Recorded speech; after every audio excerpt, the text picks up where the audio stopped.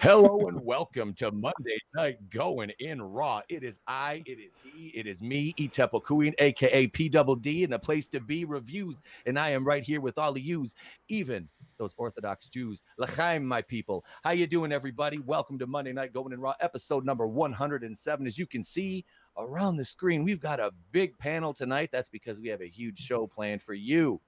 Thank you for joining us. To my right, he is the man from the Fandom Collective. Ladies and gentlemen, Mr. Flipped Out. What's going on, everybody? Good to be here. Feeling sane, feeling crass, ready to put some stuff up your ear canal. I like it, man. Thanks for joining us again, Flip. Good to be here. All right, next to him, ladies and gentlemen, he is the man, the myth, the legend from Loitering and Wonderland Studios, Mr. Phoenix West. Thanks for having me, Pete. I don't have a rhyme to say, so I'll just say nice to be here. I have no idea what the hell we're doing. You know, I mean, honestly, I'm a parent, so I'm used to not knowing what the hell I'm doing. That's basically what I live my life, like the creed I live my life by. I have no idea what the fuck I'm doing. That's what my wife's job is, to tell me what the fuck to do. So right now we're pretty much just hit because I have an outline, but I can't even read. Anyway, underneath Phoenix, in the bottom square, the right-hand side, he is Mr. Nerdy Blurb TV. Thank you. Welcome back, sir. Hey, thanks for having me. Glad to be here. Thank you so much. Oh, man, thank you. I appreciate you coming back on, brother. And if you are a YouTuber and you're seeing this video and you're looking for a great intro package and logo design, my man Nerdy Blurb TV, hit him up over on Twitter. He's the man to go to. He designed this whole gimmick for me. And yeah, it's pretty fly for an old bald, fat white guy. I'm liking it. So thank you, sir. Thank you. And last but certainly not least, he might be last in your program, but he's number one in your hearts. Ladies and gentlemen, Mr. Tony Tone Deaf. Ladies and gentlemen, it's the world's wokest warrior, primitive-sided, toxic fanboy aligned with the like-minded, making my return back from the remod. Had to, probably can't tell right now, went through a whole remodel in my room, my office, getting everything set up. And let me tell you, talk about down to the wire. Set everything up for the show, and I couldn't find my earbuds for the life of me till about 4 minutes till showtime. I found them, got into the broadcast studio real quick, and just in the nick of time, man. Who's got a cat? I hear meowing. That's not me. Mine's locked out of my room. His fat ass will be banging at the door here in about 20 minutes, though. Well, Adam sent me one of those recording in progress, do not disturb signs for my door. Yeah. And my cat sits out there, and he's a freaking Norwegian forest cat. He's like 18, 19 pounds. Tony's seen pictures of him on Facebook. Big Meech. I mean, he's a guy. I named him after gangster because he's a big ass gangster. And he will sit there and just bang on that door. Like I'll be out in the garage, and it's got one of those push handles that go out to the garage. You know, the not the turn knob. But he'll sit there and he'll pull that thing down, and I can see it moving. I'm like, did my kid get out of bed? Nope, it's a big fat ass cat. Cat's got biceps, literally pounding on the door. Oh, he is. He's like, hey, man, give me some food. I'm like, hey, he put bass in his voice and everything. Shit, I'm going to feed him. He's declawed, and I'm still scared of him.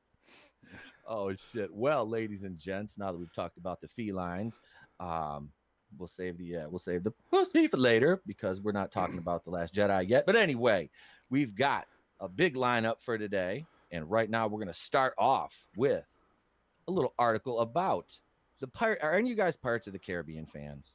Yeah. All right. See, I like the first three. I was gonna say, yeah, they kind of went off the rails at the end of the saga, like the movies, you know, these franchises so often do, because you have such a turnover in, you know, directors and writers and everything like that. So, and then they just run out of stuff to do, and it's like, well, this is it's like an open world concept movie. I mean, you're talking about, you know, 75% of the Earth's surface is water here, so I mean, then they're pirates. I mean, there's a lot of shit that they can do, but you know, with everything going on with Johnny Depp, I think they kind of preemptively jumped the gun on that. We're like, hey, Johnny Depp, you're fired. You know, that's just like the thing that kind of goes in that cancel culture right there, man.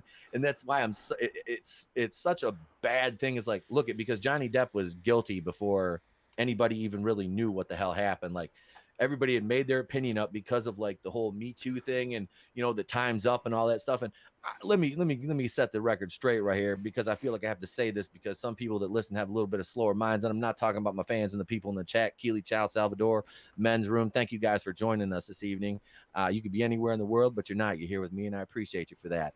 But this whole like cancel culture thing, it's absolutely ridiculous. And it's like I said, look at Johnny Depp. Now this guy has got a counter sue to basically get something back that he can never get back, and that's his reputation. Because once you've been dragged like that, like it's really like, is there really ever a comeback for that? I mean, maybe because it's Johnny freaking Depp, but I don't know how the concept of running a Pirates of the Caribbean movie without him would be, let alone, I mean, it's not like they're talking, I don't know, I haven't really read through the whole article yet, but this before, when they were talking about Karen Gillian, it was like, oh, an all female, Pirates of the Caribbean thing. And they've talked about that before. And it's like, okay, well, we've seen this song and dance routine before. Like, nobody's going to care if you have like some badass women in the cast. Like, literally, nobody's going to care. Like, people are going to get behind that and be like, okay, cool. Some badass chicks, a badass movie. All right, cool.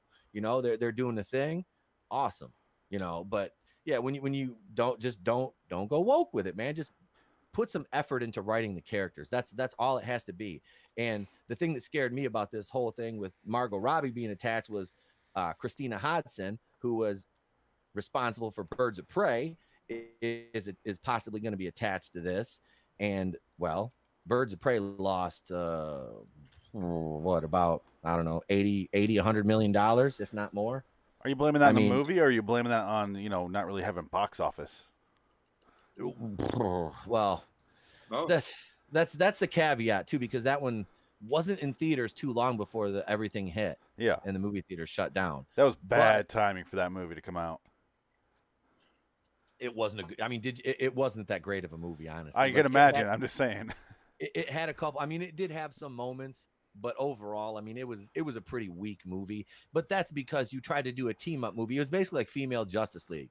You tried to do a team up movie with no source material that, cinematically, obviously you have the comics, but they strayed so far from and I'm somebody who had to look up stuff in the comic books to see how it was translated over to the screen. So this Margot Robbie to headline female fronted Pirates of the Caribbean. This is from our good friend, Mr. John F. Trent over at Bounding into Comics. This new report details Harley Quinn actress Margot Robbie will headline a new female fronted Pirates of the Caribbean movie.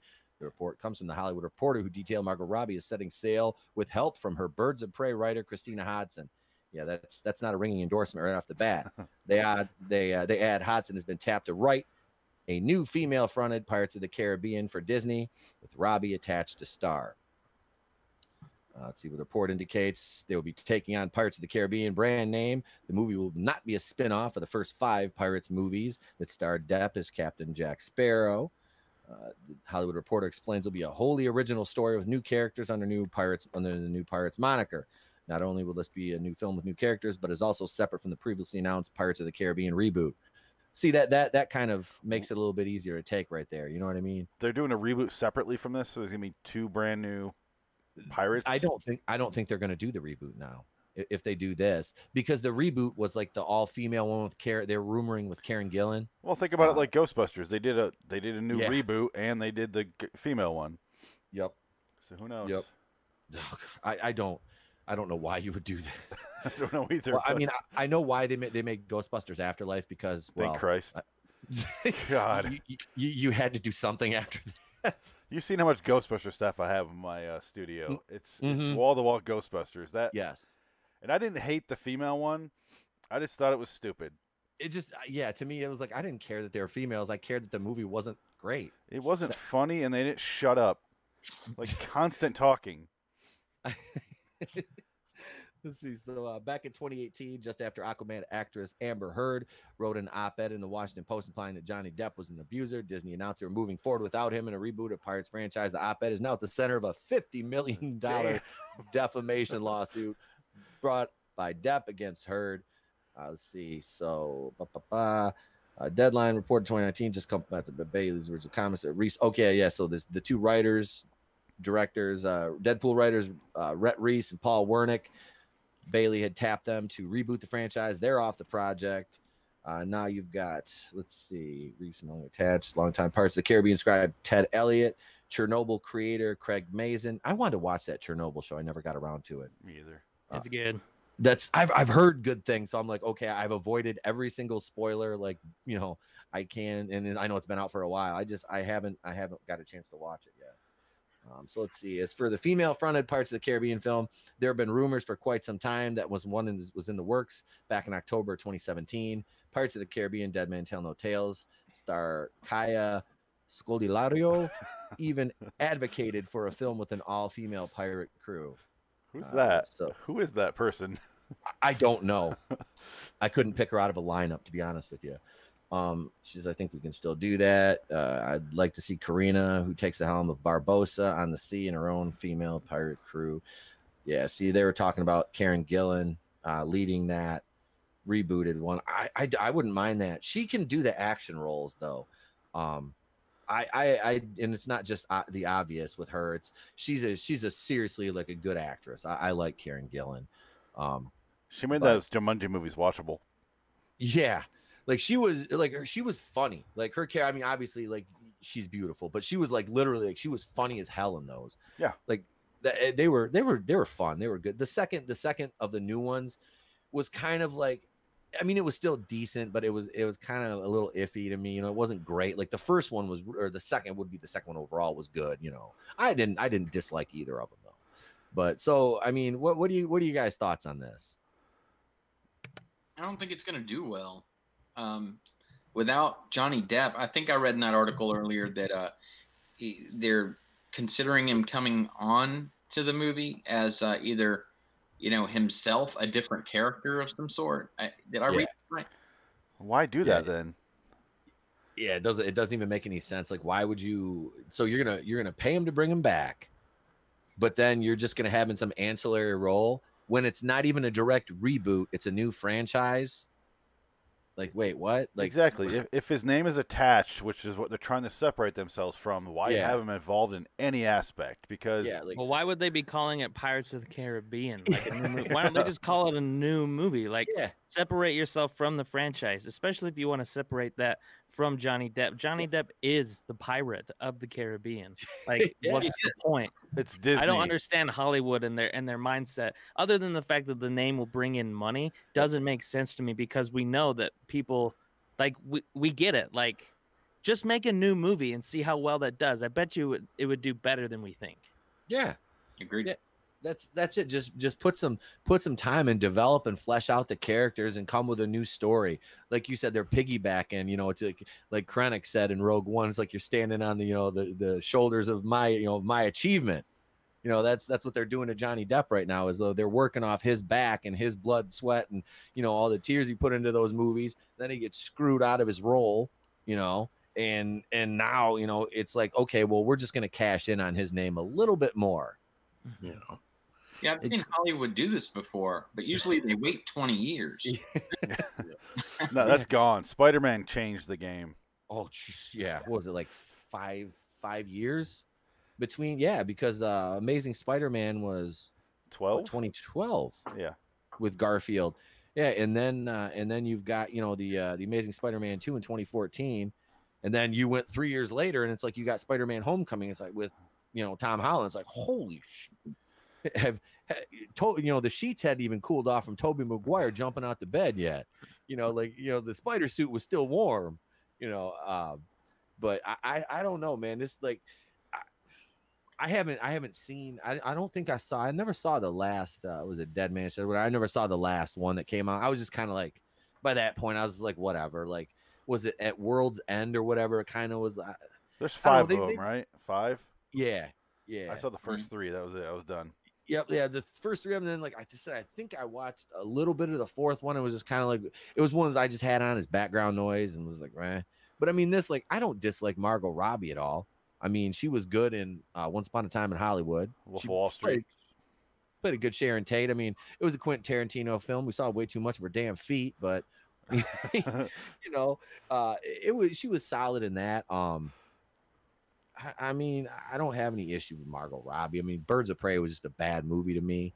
I don't hold it against her. It's not her fault. She can only work with the material she's given and, you know, translate it onto the screen. So it is what it is. But I mean, like Nerdy said, if you want to do this and you want to make it a true new franchise, don't call it Pirates of the Caribbean. Have some damn originality. You know, I know it's Disney and that is a foreign concept to them now. It seems like anything original from Disney, they're like, hey, look, I'm still waiting for that Song of the South reboot. I'm waiting to see what they're going to do with that. They'll chop. It'll be a chop and screw remix or something. I don't know. But surprisingly, it's not on Disney Plus yet. Dude, I'm telling you, man. But no, really, this to me, it just seems like it's kind of it's in limbo whether it'll even happen or not. Like, you know, you hear about these things in development all the time. You know, in development means they've got a couple things down on a piece of paper or an iPad somewhere, and you know, it might never go any further than that. But I don't know. I don't think it'll have legs. Well, kind of going off what Blurb said earlier is when you think of, or when, as a non-fan of the series, think of pirates, I picture Johnny Depp first before I picture anything else from the movie. I just pictured Johnny Depp, and he's amusing in that movie, but not having him in there, again, why call it Pirates of the Caribbean at this point? Yeah. Well, it's funny because the article said that they're going to be making a new Pirates of the Caribbean movie that is unique and original. And I'm thinking, no, it's not. Like, the reason why they came out with Pirates of the Caribbean, the movie, back in the day is because pirate movies back then and ever since the movie Cutthroat Island, a movie that I actually really liked, does really, really awful. It does very bad in the box office. So they had to attach like the name Pirates of the Caribbean, the ride, to it because they were still scared that it was going to do really bad. They actually had, I think it was supposed to be called The Curse of the Black Pearl, and then they just attached the name to it. So it's like Disney's just still scared when really Pirates of the Caribbean, it like changed the landscape for those type of movies. Like pirate movies, like we have that Black Sails TV show that I've never seen, but I've heard that it's done pretty well. Yeah. And like I feel like if there was a pirate movie that came out that has nothing to do with the franchise, I really think people would go and see it. Like if they had the right stars attached to it, I think they would. The problem is that they're just cashing on the name Star Wars. But then you got Margot Robbie. Friggin' everyone is in love with her. Everyone will go and see that. So I don't understand the logic to all of this. Yeah, a lot of people went and saw Birds of Prey, right, Etep? Yeah, they saw it. You know, they saw it when it came out on iTunes for like $4.99. That's why I was laughing. Like 4 weeks into its release, because we were doing the box office breakdown. All of a sudden, there was no box office, so I'm looking at like iTunes and stuff like that. And this was right after Bot came out, and I was like, yeah, Birds of Prey hits #1 on iTunes. ... But they're only charging $4.99 for it. I was like, last week it was $20. You know, now it's $4.99. Of course, these people are gonna pay $5 for it. It's a brand new damn movie. You can't get a movie ticket to a theater for that unless you're like, under 6, but yeah, because that's what they charge. I took my kid to see Jurassic Park last week at my local theater, and it was like for kids, it's like $7 for adults and $5 for kids. So that's shit. It was like for me, the wife and him, it was like $19 to go. So I go see more movies, like not so much recently, because obviously, but before is like throwback movies because they're $5. I don't want to see new movies. I haven't seen a new movie in years in the theater. Honestly, I just don't go anymore. I'm not going to see the Pirates movie in the theater. I'll watch it when it comes out. Yep. I can watch it in my house. I'll watch it when it comes out. Exactly. That's when I'll wait till it hits like digital on demand or something. Yeah. And in the 90s, for me anyway, there was a string of years where if any movie came out in the theater, you just went because it was going to be pretty good. Yeah. Like the time of Twister, when that came out, there was a few movies that were just, you want to go to the movies this weekend? Sure, there's a good movie we think is playing. So and it's always okay. Not like that anymore. It's garbage. Then you got people on the internet trashing it and talking about it, and then cancel culture met with that. So then it's like a lot of politics. Back then, you could just be like, let's just go to a movie and then not talk about it afterwards. Well, and people I feel like we have ruined that for ourselves. but us, it does make it more fun. Us, but also the movies themselves, because people are seeing through the bullshit now because everything has to be a franchise. So people are seeing through that going, there's 15 of them. I'll catch them later. Because I feel like that was even a thing with Jaws. Like, people are just like, now you're just making stuff because, like, you're making $5 movies because you got a $1 million name next to it. That's it. Hey, Jaws 4, when the shark follows them to the Caribbean, speaking of the Caribbean, because it wants revenge. It's even called Jaws 4: The Revenge. That's classic. Come on. Dude, that movie, that's the one where the kids are on the banana boat and it gets eaten, isn't it? Yeah. Michael Caine was in that one. He was. He flew a plane, flew a prop plane. Jaws, God damn it. He did not want to be there. He's like, all right, lunchtime. Yeah. He just left the movie. Some men just want to watch the world. Like everything. He's like, I was in Dirty Rotten Scoundrels. Now I'm fighting a fucking shark. He flies him out of there. How the fuck did the shark get here from Maine anyway? The shark had the bloodthirst. It smelled telling you, man. Roy Scheider's blood. I know they can smell blood in the water from like quite a ways away, but I mean, that's ridiculous. It's so stupid. But it's not that far off from where we are now, where I didn't watch Birds of Prey because I was like, I'm done with DC movies or superhero movies. I'm just done. I don't care anymore. And I'm sure as shit not going to go see it in the theater where I pay money. Come on. Dude, okay, so you're talking to someone who paid to see Charlie's Angels, bro. All right. I was there on opening night. I think I gave you shit for that. I made that bet with Adam, and I did. And look, I never get on my phone in the theater, man. A half hour into that movie, I'm texting Adam, going, God, I want to leave. If I didn't drive 20 minutes and pay $10 to get into this piece of crap, I was like, I'd leave. You're just crying, eating Milk Duds, and sopping your tears up with it. I was in the back of the theater all by myself. And you're having like flashbacks of like Lucy Liu and Drew Barrymore. I know, I'm watching clips on YouTube of the old one on my phone and shit. These aren't even that good, but I have nostalgia. I mean, MCG directed the second one, right? I mean, come on. McG. It all looked like a rap video. I was like, I don't know what's going on here. I'm confused, and I think I had a seizure. I don't blame you. I will never watch that new movie. Oh, dude, the Charlie's Angels one. Yeah. You know, it's like it's bad. I'm like, if Elizabeth Banks wasn't so crazy, like if she was just like she's beautiful. She's a good actress too. That's the thing is like Elizabeth Banks was a good actress, and then she's like funny. She just went insane all of a sudden. It's like, this is Charlie's Angels. If you don't like it, you're a sexist. It's like, wait, what? You said it wasn't for me. I paid my money to go see it. Can I critique it now? I legit paid my money. Your movie stunk. That's what I love about this cancel culture. Speaking of what Blurb said a minute ago, yeah, is white men can't see movies. Going back to, this is going to Marvel now.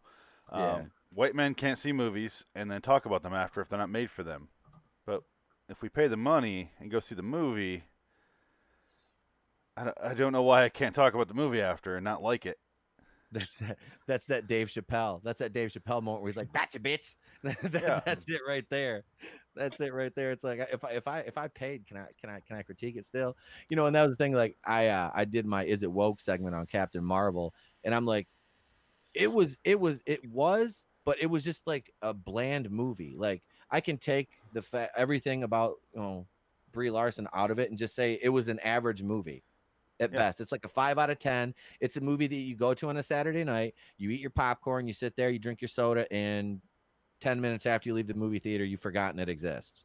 You know, it really was. It made $1 billion because it was sandwiched in between, two giants. The biggest grossing film of all time in Endgame, and then Infinity War, which is probably Marvel's like crowning achievement. I don't think they'll make a movie that's better than Infinity War. That's especially with what they got coming up now anyway. But we're going to talk about some recasting the role. Now, we talked a little bit about Birds of Prey. And we talked about Margot Robbie. So I thought it'd be fun here, as we've been doing lately, doing a little bit of recasting the roles here. Now, it's time to play that game again. We recast integral roles of a given movie or television program. Tonight, it's going to be a good one. Since Margot Robbie wants to play a pirate, we're going to hijack her recent dumpster fire that bombed at the box office, Birds of Prey. Tonight, we'll be recasting the whole Bop team, plus the role of Black Mask and Victor Zsasz. You have 7 characters in total to recast, and we have them listed, and I have given them to all the panel tonight, and everybody has recasted the roles. So, with that being said, who wants to start out this evening? I will. You start out, Phoenix? I didn't go. I didn't do it. All right, man. There you go, brother. You're on solo. Go for it, You man. cut me off now. I'm good. I didn't do it. I don't know who the fuck these characters are. I have no idea. Yeah, I'm just here to chime in. Okay. I never saw it. All right. I didn't know if you read the comics at all or not. It's all good, man. It's all good. I do know the characters though. Your segment's going well. I never. I mean, like I said, it didn't have to be like serious. It could be like ridiculous. Like I said, I kind of did 2 lists. I did one that was like just ridiculous, and the other one which is like who I would actually like to see in these roles. So, who wants to step up first, man? Well, I'll do it. I haven't seen the movie, but extensive searching to find some people. So, right. and I did look at a lot of comic stuff. So, okay. Yeah. All right. Birds of Prey for Harley Quinn. I don't know. I think I sent you a picture for Black Canary. I should have sent you pictures for all of them. But for Harley Quinn, I'd like to see Hayden Panettiere. Oh, nice. For Harley Quinn. Nice. That's interesting. I remember she was on that show. What was it called? Heroes? I can't remember the name of it. Yep. Save the Cheerleader, Save the Live. Yep. And then Black Canary would be Brittany Snow. Okay. And it just so happens Deviant Art. Those two look like similar. Like very. They could be sisters. Yeah. Pretty similar. But Deviant Art had done a picture of Brittany Snow as Black Canary, and I sent that picture to you if you want to put it on screen. Yep. Hang on. Let me grab it here. In the meantime, I did. Oh, you ready? Let's see. Let me find this right here. There it is right there. God damn. All right, let's see. Screen share. You can get it, Pete. You can get it. There she is. She's the one from X-Men, blah, blah, blah, right? First Class? The Brittany Snow? Yeah. No, she's like John Tucker Must Die, right? I think so. Who's in the first X-Men is that Crystal Girl? I'm going to look that up. Yeah, I think You know what I'm talking about? Yeah, I know what you're talking. I can see her. I just don't know the name. I thought that was Brittany Snow. Who the fuck is Brittany Snow? A movie called Would You Rather. Have you guys seen that? I have. Oh yeah, that's. I haven't. It's pretty good. Yeah, I liked it a lot. Yeah. Just a new take on horror, and I thought, I appreciated that much.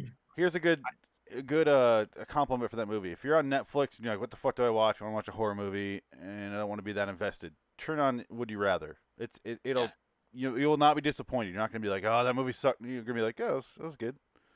Oh, it's on Netflix? Yeah, it's on Netflix. Oh, it has a razor blade going into an eye on the front cover. Yeah. I think I've seen the previews for it. It was one that was like I wanted to watch, and I just kind of lost track of it. Sal said it. Emma Frost. Emma Frost. Oh, wow. Okay. Brittany Snow, Emma Frost. I thought we were looking for the actress. I have the actress. That's January Jones, who's from Mad Men.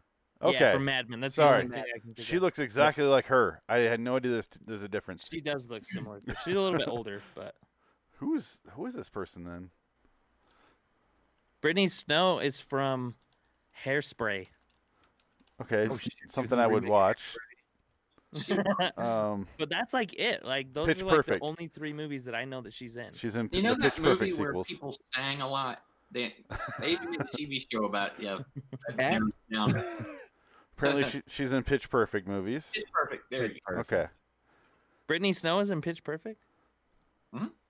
Oh, I never saw those either. So, all right, cool.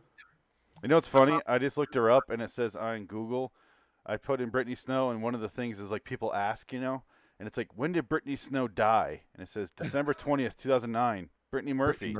I'm like, right? Yeah. They're thinking of Brittany Murphy. Even they're confused. Even Google is like, who the fuck is this lady? I was gonna say Brittany Murphy didn't. She died like it was a couple years. I don't think it was that long ago, was it? It was 11 years ago. Holy shit! Maybe more. Damn. That black mold to get you. I'm telling you, man. Damn. So what else you got, Flip? Did you go through them all? Oh yeah, I went through them all. Okay. I don't have any more pictures for you, but that's all right. The Huntress would be Mila Kunis. Okay, nice. Yeah. You know.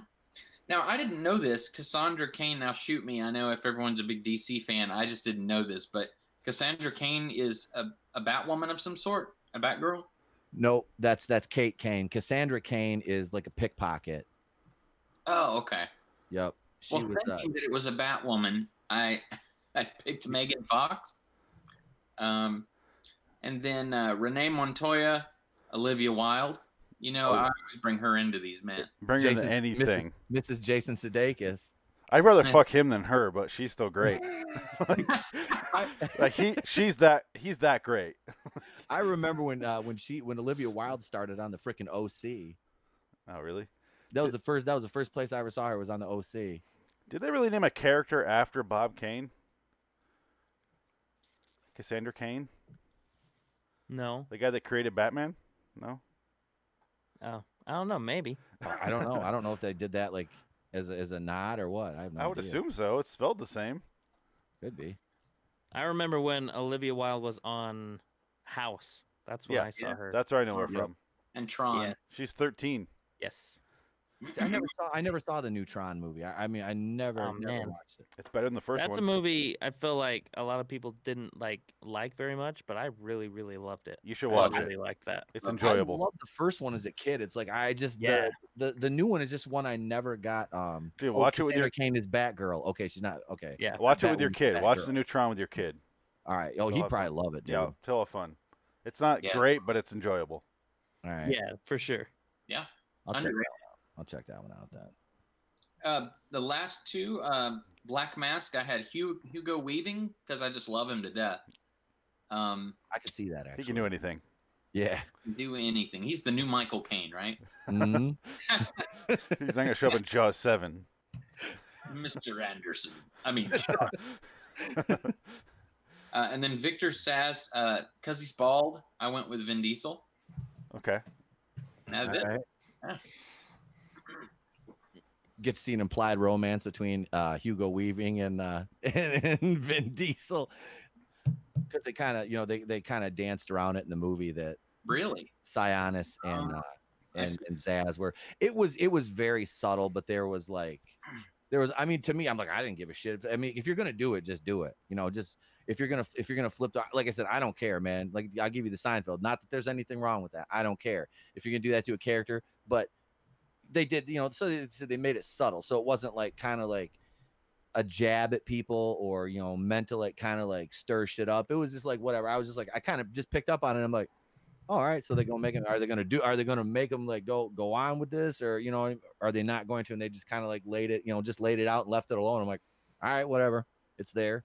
The dude that played, I can't remember the actor's name that played Zaz. He didn't really have much to do. They were kind of like almost caricature characters. Him and Sionis, Ewan McGregor.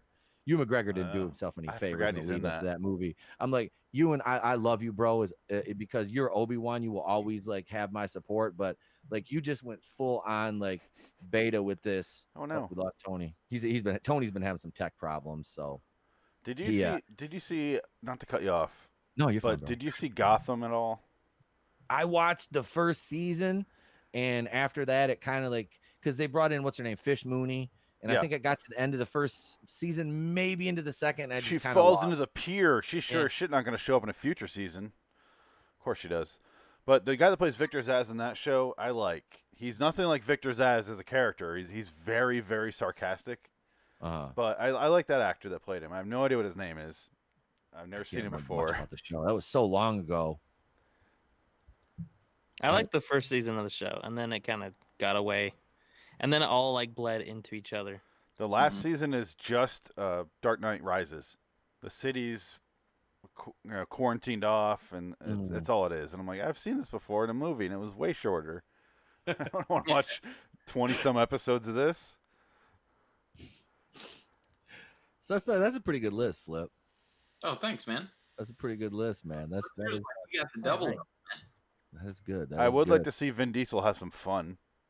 Yeah. He looks like he hates his life since he just started doing Fast and Furious movies. Well, he's been living his life a quarter mile at a time for the last 20 fucking years, bro. That's a slow ride for 20-some years.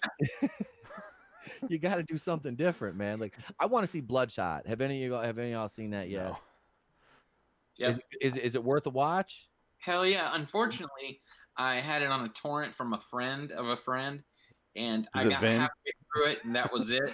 But what I saw of it, I really enjoyed. Yeah, sure. It's about as good as, say, a movie like if you're gonna watch a movie like Independence Day for the first time, it's fun to watch it, but after you've seen it, you've seen it. You know. Okay. So it's watchable, but the rewatchability factor is kind of like. Yes, because there's twists in it where you're like, once you know the twist, it's like, oh, it's hard to watch again. Family. Let's have a Corona. So many Corona bakes in this DC movie. It's weird. So I didn't see Birds of Prey, but I did do a recast for just the women in Black Mask. Okay. So a lot of these are women I would like to see in the superhero kind of whatever you call it. But Renee Montoya, I think, could be played by a Fast and Furious character, Michelle Rodriguez. Oh, put her in anything. I think dude, I know, right? Yeah. I think she would do way great. I think she'd fit really, really well. I'm watching Lost right now, and it's the segment with her in the tail section of the plane. She's like, from the others. Oh God. Oh, I love Michelle Rodriguez. She's great. So you'll like my next pick then, because I had Kate from Lost, Evangeline Lilly, as the Huntress. Okay. I think she. I know that she's the Wasp and everything. Yeah, I was just gonna say she has to swap over. No one's gonna sue her. That'd fit. Yeah, and I kind of struggled with Black Canary. I didn't really care very much, but me too. What's the chick from we just talked about her, but she plays. So you made a list, but you didn't look up Jumanji movies. Oh, Karen Gillan. Okay. Gillan, yeah. Gillan. Karen Gillan. She was in Doctor Who. She was one of the companions in that too. Yeah. She was. Yeah. I'm not a Whovian. I just found out from my friends that because we were talking about her that she was one of the companions in that a couple series ago. I can't remember who was the doctor then, but I know she was one of the companions. You know where I know her from is the TBS show Andrew Tribeca. I've never seen that. It's funny. It's a spoof show. That's the only one on there. It reminds me of anything Zucker. Mel Brooks makes. Yeah. Oh, it's like, I'd probably love that. It's very Zucker Abrahams. It's funny, but it's not going to last with you very long. There's Sal coming through. Who was her name in Doctor Who? Amelia Pond. That's Karen Gillian's name from Amelia from Doctor Who. Thank you, Sal. I love you, bro. So the guy that I had, and I don't know his name either, but the guy that I had to play Black Mask is the guy from Wonder Woman. He's like the main bad guy. The guy that played the British guy. Yeah. The guy at the end, not the one that was like the general, right? No, he was in Harry Potter too. He's like the professor.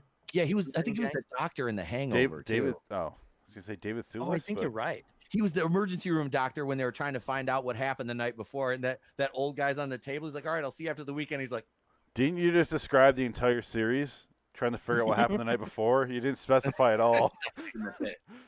Is that Hangover 3? Yes.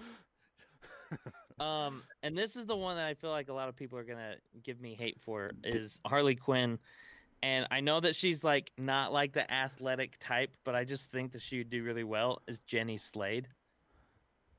If you know who that is. She's you just did a video on it. Jenny Slate. Jenny Slate. With a T. Slate. Yeah. She's Mona Lisa from Parks and Rec, and she was the voice on the Big Mouth. I know her from stand up. That's where I know her from, but she's great. I like her. She's funny. She did some like AT&T or whatever cell phone commercials, and they're clearly improvised, and they're pretty funny for commercials. Yes. Yep. Yes. Yeah. I think she looks the part. I think she acts the part, but I don't think she's like athletic. I bet she could be athletic. Probably. You give her a chance, you sexist. Yeah, sure. I wouldn't mind seeing her in the outfit. I'm not gonna lie. That's like one thing about her. I remember because wasn't she on Broad City too? Yeah. No, a little bit. No, she was on a little bit, I think. Yeah, she's not the main character. No, that's in her stand-up comedy, she always gets that. She says that she gets that all the time. Yeah, she looks like one of the main characters. Or well, something. that's what the fuck is her name? Yeah, because I thought that was her. Like I thought she was one of the main girls. Alana Glazer. I don't know, but she has her own stand-up too, and it is not good. Alana Glazer is on that show. She gets confused with those two, or Abby Jacobson. But yeah, Alana Glazer stand-up. Anyway, so that's my list. that was actually pretty good, man. Like really. I was confused who you talk about the British guy because I was thinking David Thewlis. Is that who you're talking about? Let's look at it. It's the guy that played Ares. The guy from Harry Potter is David Thewlis. So it's probably him. The guy from I don't see that. Island of Dr. Moreau. John Frankenheimer movie. Kevin Bacon. Yeah. You're right. You're right. That's who it is. That's what I thought. I remember him in there, but I thought you meant Denny Houston. Like he's not British. I was confused. All right. No, I meant Chris Pine, dude. David Thewlis is awesome. I love David Thewlis. Let's see here. All right, so I guess it's on me now. All right, so I went with this is and I have two copies. I have my serious copy and I have other. Now the first one I went. We'll start from the bottom. Work our way up. Like Drake. Number seven, Victor Zsasz.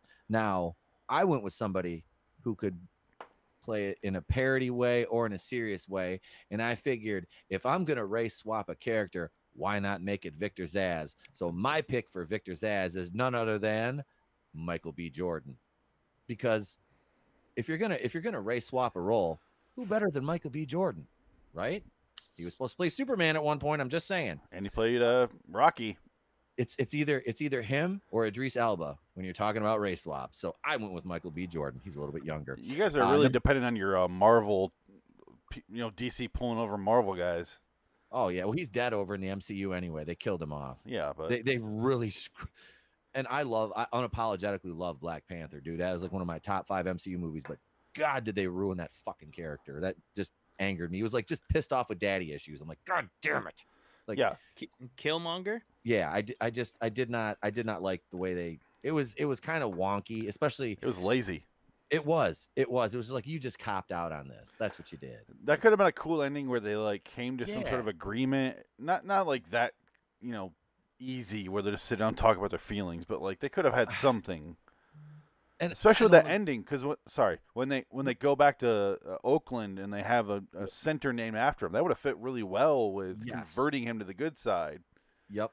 And it's like, dude, you have a character and an actor that's that caliber. Why would you make it a one-off appearance for him?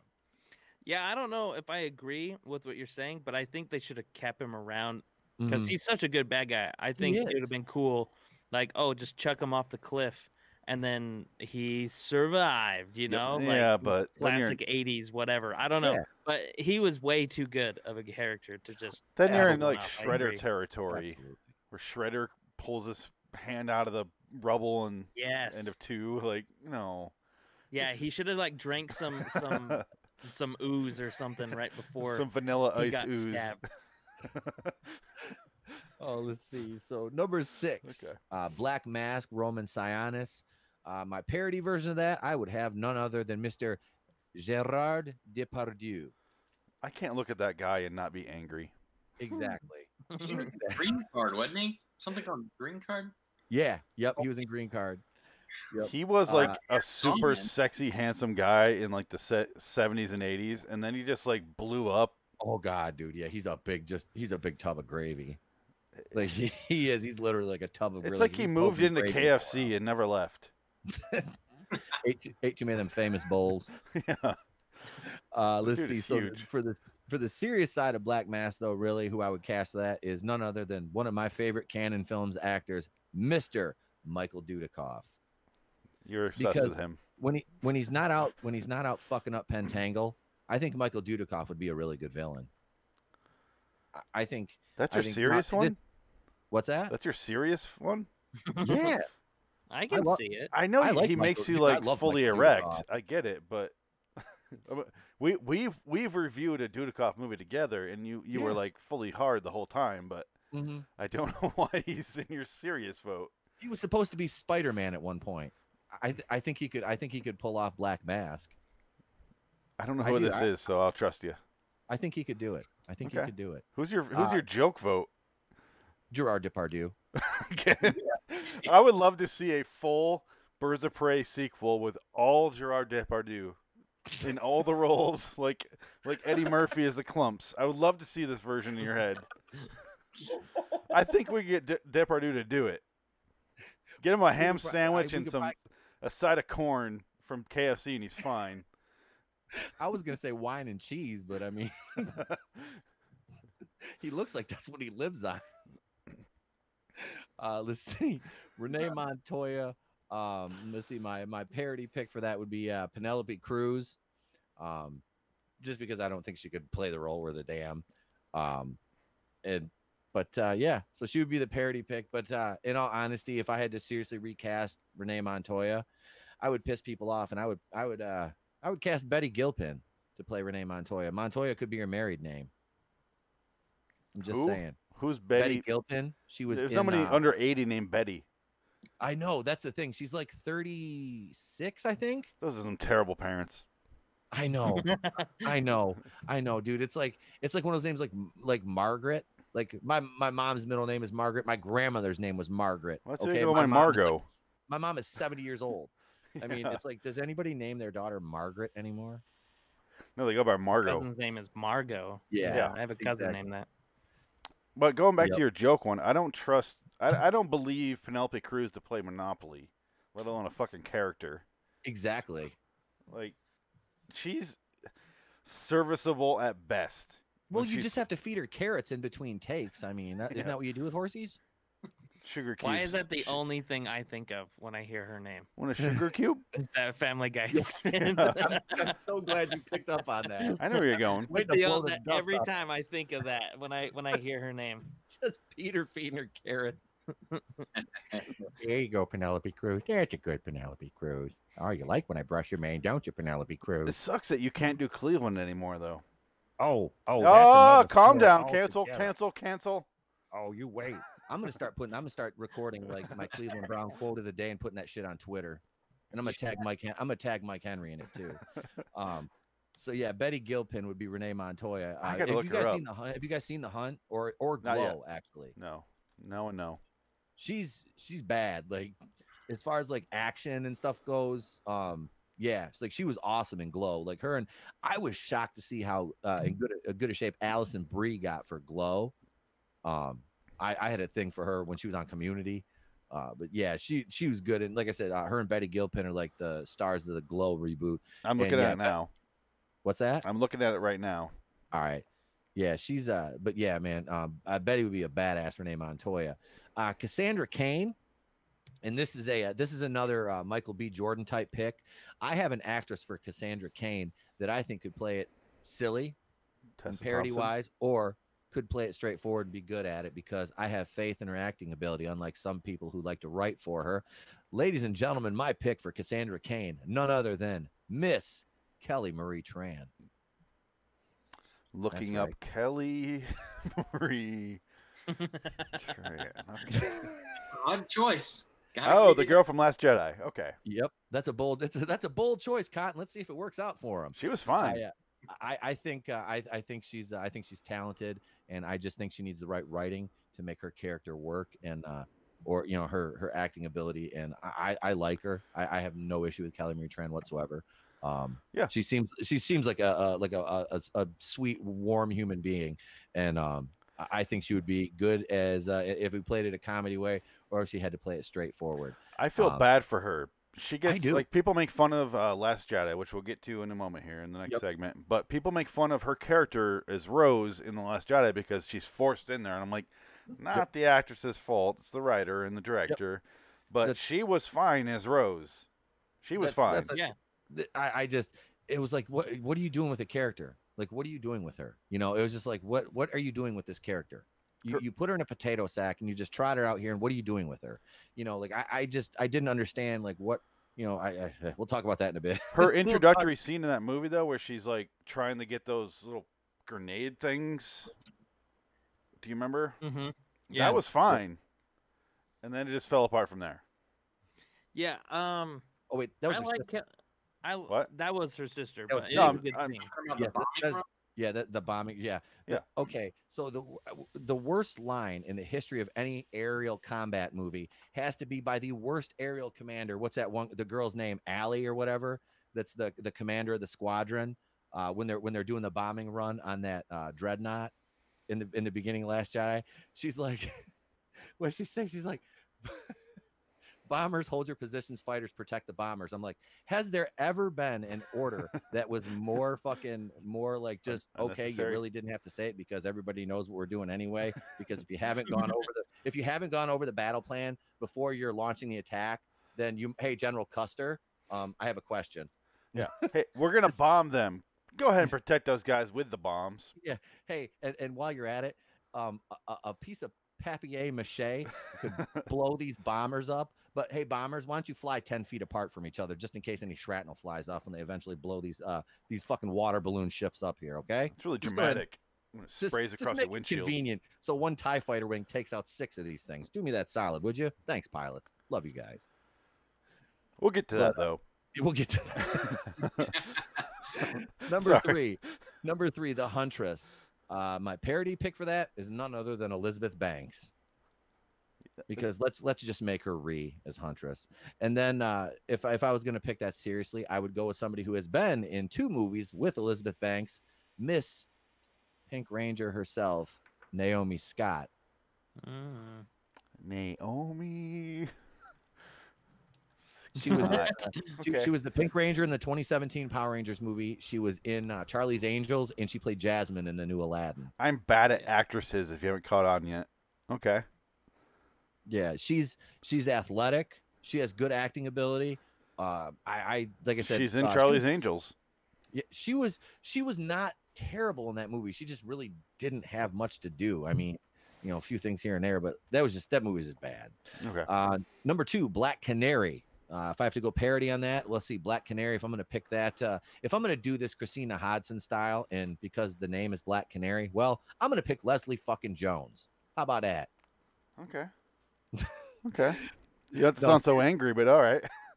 No, seriously, if I had to cast Black Canary, I would reach all the way back to the 2002 Birds of Prey TV show, and I would get the actress who played Black Canary in that show and be like, "Hey, look, I'm ready. Why don't you come on over here, Rachel Scarston? Stop playing Alice on Batwoman because, well, Batwoman makes me want to gouge my eyes out. Now that Ruby Rose is gone, I've lost all will to live. But I'll manage one day at a time." Can you spell the last name? Scarston, Skarsten. Yeah, she was Black Canary on the 2002 Birds of Prey show, and I really, honestly, I hate the Batwoman show, but I still watch and review every episode for you guys because I love you. I watched the first 2 episodes. I'm masochistic as fuck. Rachel Scarston is a diamond in the rough on that show as Alice. She chews up the scenery. She's funny. Her character's witty. She's a good actress. I think she'd be a solid Black Canary. And the leader of in the cinematic end of it anyway, not the comics, the leader of the Birds of Prey, which was Batgirl, Barbara Gordon, or the Oracle in the comics and the cartoons, but the movie, they decided to make it Harley freaking Quinn because she's marketable, and you have the beautiful Margot Robbie playing her. She's the Oracle? Margot Robbie's the Oracle? No. Barbara is. Yeah. Barbara That's Gordon, in the video Batgirl. game too. A Dark or the last video game they made. Nightwing. No, She's Nightwing. yeah, but also the last Batman video game they made. Dark. What's it called? Batman. Night City. Arkham City. Yeah. I don't know. Arkham Knight. I think is the last video game. She's the Oracle, but in all the video games, she's Barbara. If it doesn't come out on N64, PlayStation 2, I don't have it, or Sega Genesis. Yeah, this is like 12 years later. You're fine. Sorry. Go ahead. I don't have time to play video games. I wish. So, number 1, Harley Quinn. My parody pick for this. I'm ready. I think I don't know. We might have to tailor the suit a little bit differently, shoot some different camera angles. Melissa McCarthy. Amy Schumer. I'm not far off. Okay. I actually like that. I Amy would- Schumer's Harley freaking Quinn. I Tell would me love Harley to see her Quinn. try. What happened to the Joker? She ate him. It's fine. Don't worry about it. But seriously, if I had to cast Harley Quinn, She talks about her pussy a lot. It's weird. Yeah. that's like the crux of her comedy. If it's a joke she hasn't stolen, but no, I would cast seriously. I would go with Katie Sackhoff for Harley Quinn. If you want an action oriented Harley Quinn that looks good doing fight sequences, Sal says Betty White. But yeah, I How would do go you with spell Katie sack off? I do. I really like her, man. She had me in what was that show? Fuck, Longmire. If you ever seen that, I was like, I was so pissed when that show got canceled. I want to I don't have time. I want to read the books, but I would really like to read those books now. Do you know why it sucks when you spell your name in a weird fucking way? Is I can't look you up on IMDb. Katee. Fuck you, Katie Sackhoff. Just look up Longmire or Yep. or I the did. I Riddick found her, but that's how I Yeah, found she out her was name there. is spelled fucked. She was actually in the Flash too. She played one of the villains in the Flash. movie. Oh, really? Yeah, a couple seasons ago. She's in She Riddick. was like she was a antagonist to Caitlin Snow, Danielle Pennebaker's character. I know her from Oculus. I've never seen Oculus. She's also in Halloween Resurrection. Yep. Yeah. Yep. She got her head cut off at the top of the stairs in Yeah. that one. Okay, That I was remember her. Okay. The day when Busta Rhymes beat Michael Myers. Woo-ha, got you all in check. He's got it on a webcam too. Yep. This is gonna catch Michael Myers. Yo, Michael Myers, you want to come back and talk shit, punk? I took you out back in 2000. You wanna talk 2001 about- that movie came out? 2002. Yeah, you ain't shit, Mike. Oh hell! So that is Birds of Prey recasting right there. Let's see. Wait. Oh, Can we Sal. get Kathy Bates this in there? this goes back to our boardroom show last Wednesday night. We do a celebrity death match on there, and one of the matchups was Amy Schumer versus a industrial sized can of Hormel chili, and nothing special. Just a can of Hormel chili, and the Hormel chili won because it had more stamina than she did. But that's what Sal says her one true weakness: an industrial sized can of Hormel chili. Nice. Oh shit! I love it. I love it. She was also she was in 24 too. Katie Sackhoff Sackhoff? was. Yeah. Never seen it. Flair X says the books are expensive. He's talking about Longmire. Flair X has like the fucking New York Public Library. He owns basically. Oh, let's see. Wait. All right. Okay. I'm gonna go with let's Evangeline continue. Lilly as the best cast person. Only because I know her. Yeah, Evangeline Lilly. Yeah, dude, when her and Michelle Rodriguez were on the screen together and Lost, I'm like, I can't. My eyes are like going like I can't look at them both at the same time, and it hurts. That's why you have a pause button. Yeah, dude, like Michelle Rodriguez has got these like tight ass like hip hugging jeans on, like this like little midriff tank top. Kate's walking around with like some badass looking like she was in shape for that show. Evangeline Lilly was like she's still like she's beautiful. She's like what 45, I think Evangeline Lilly is. She's like I like Ant-Man and the Wasp, but like her and Paul Rudd have like, and then what's his name, Michael Douglas, like those movies are fun. Like, and then you got of course what's his name, the little Mexican dude that Michael Pena. Michael Pena. Yep, Michael Pena. Who's in the worst season of Narcos? And Blumhouse's famous Black Goo-verse movie, Fantasy Island. Oh my Have you god, seen- I haven't heard anyone talk about that. Please, if you guys have seen it, let me know what the fuck that is. I'm have you so curious. seen that one, Nerdy? No. You haven't seen the new Fantasy Island? He's a person, No. so he hasn't seen it. Oh, That's why. oh man, it's you know what I will say this: it's not Black Christmas bad. All right, I will give Blumhouse that it's not Black Christmas bad. And I watched the original Fantasy Island show. Like I've seen most of it, and Not a it's- horror show. Yeah, it's not. It's like Ricardo it's a- Montalban. yeah. I was like, you're Mhm. going to replace Ricardo Montalban with Michael Pena. Like I understand the sentiment, and with the movie, with what they did with the movie, the direction they took, it wasn't bad. I will say that. Like if they tried Really? to do if they tried to do what the original show did with Michael Pena and make him Ricardo Montalban, no.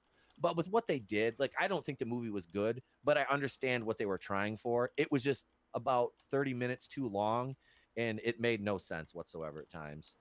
it was just like I was like I said, after Black Christmas, anything seemed good. So me and my wife were watching, and I'm like, Black Christmas, the newest Black Christmas. yes, 2019. That's another movie that they rebooted way too quick because it was like 2006. 2000. Yeah, I was just gonna say 2006. That's so weird. Hollywood is friggin' schizophrenic. I swear. And they didn't even let, like I said, they didn't even let it cool off, man. It was like 06, and then they're like, 2019, we're gonna do another Black Christmas. And guess here guys, this is, I only know the original. There's a 2006 fail.